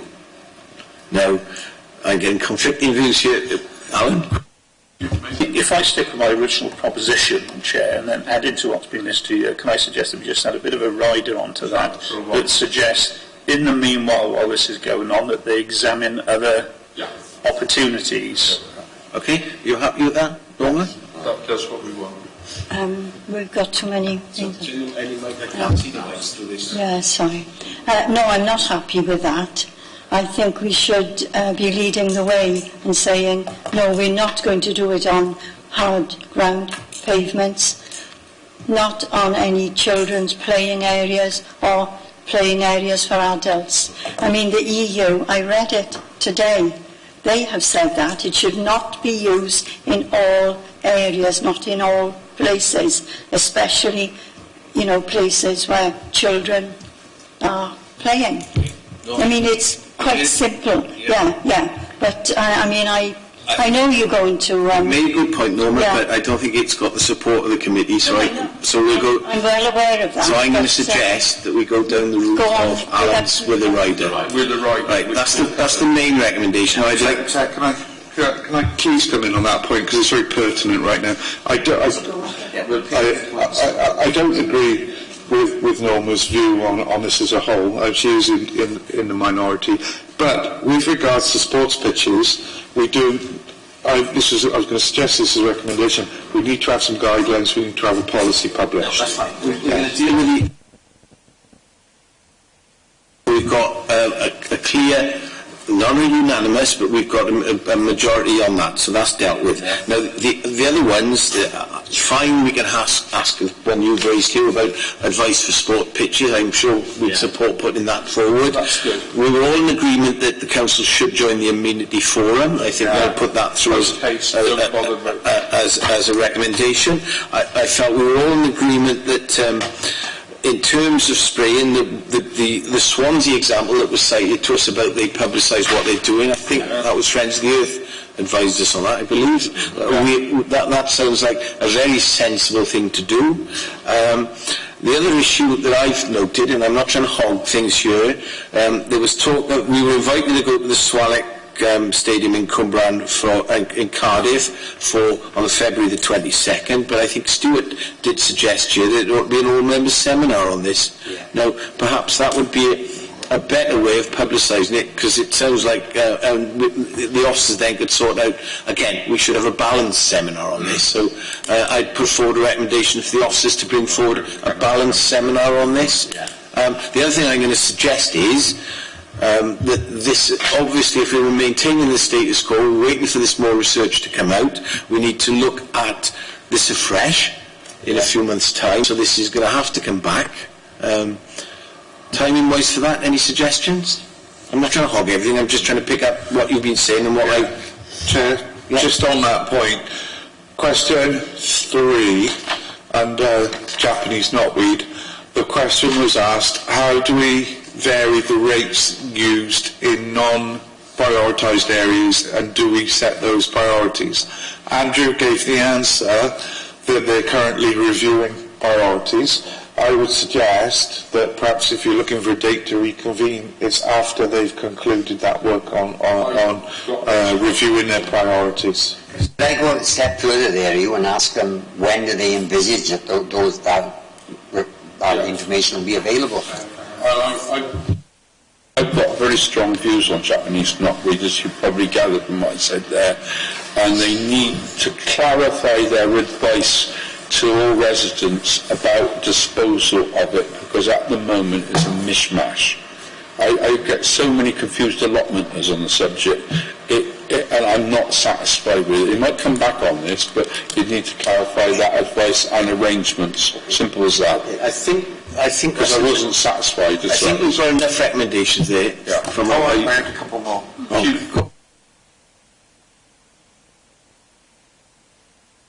sum up in a minute because Paul Cath's trying to make right.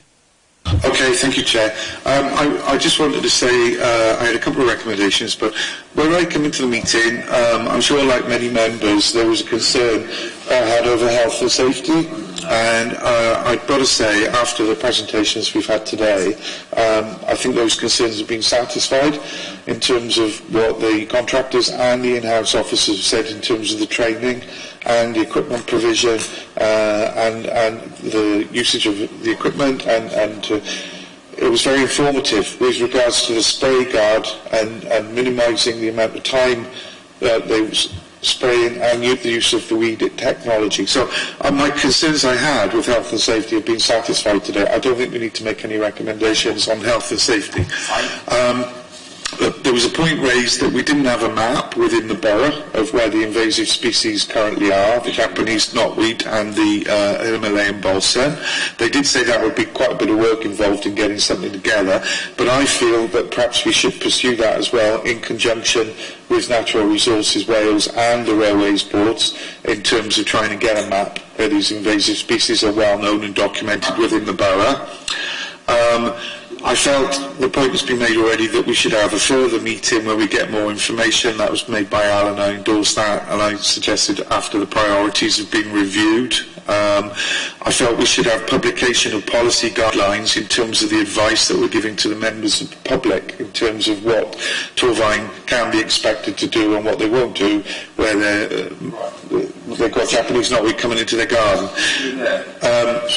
Definitely agreed with joining the Amenity Forum, and I felt again there need to be policy guidelines with regards to sports pitches in terms of the fact where leases have been signed and we're no longer responsible for the maintenance of those sites. I think we could possibly the sports one and the public, the policy advice, that can be wrapped up under one. I think that would make it easier. No, it won't. It won't, because the disposal and allotments as well. It's a different thing. Sports fields about spraying. All right. We'll have 2 bullet points under that. We'll have advice to the general public and advice to leaseholders. Sorry, no disrespect to Stuart, I forgot allotments. I guess we're going to need advice for allotment holders as well. Well, no, I think I'll ask Kath to try and sum up as best she can. No. Right. Let Kath, to make sure that we've picked up all right. I mean, we'll get an opportunity to comment on these recommendations, but the more we nail down now, the better. Okay.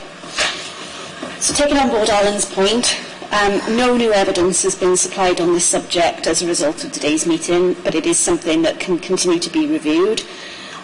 We could look at alternatives, and there's a big announcement in December which we should listen to and see what they say before we make any further decisions. However, we're also saying that more detail could be given in relation to costings for a more holistic approach to hard surfaces, because more exploration of that, what the options are and what the costings of those are. So they will be sort of linked together.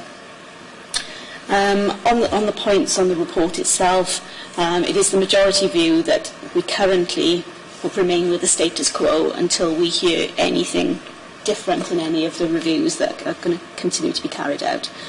Full agreement that Torvine should join the Amenity Forum. A policy should be put in place of communicating to the public when we are in the process of using glyphosate in public areas. Advice to be given to leaseholders of sports clubs, sports pitches, allotments and members of the public as to what Torvine is obligated to do and what advice they can give to those different groups in relation to any concerns that they may have.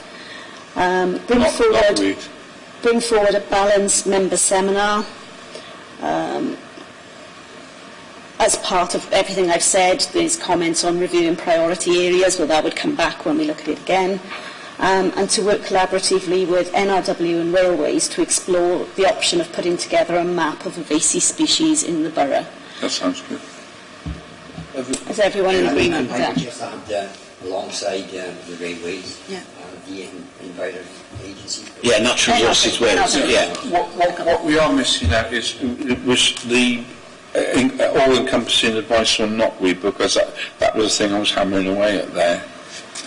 It's another one. It is another one. It's not just leaseholders, it's members of the public as well. Yeah, All right, okay, fair enough. Sorry, Chair, there was one other point that came up as well, and the exec member mentioned this herself, that she felt might be a good idea, was a publication either locally or on the website when we are conducting spraying in a particular area. Oh, you got that. Thanks.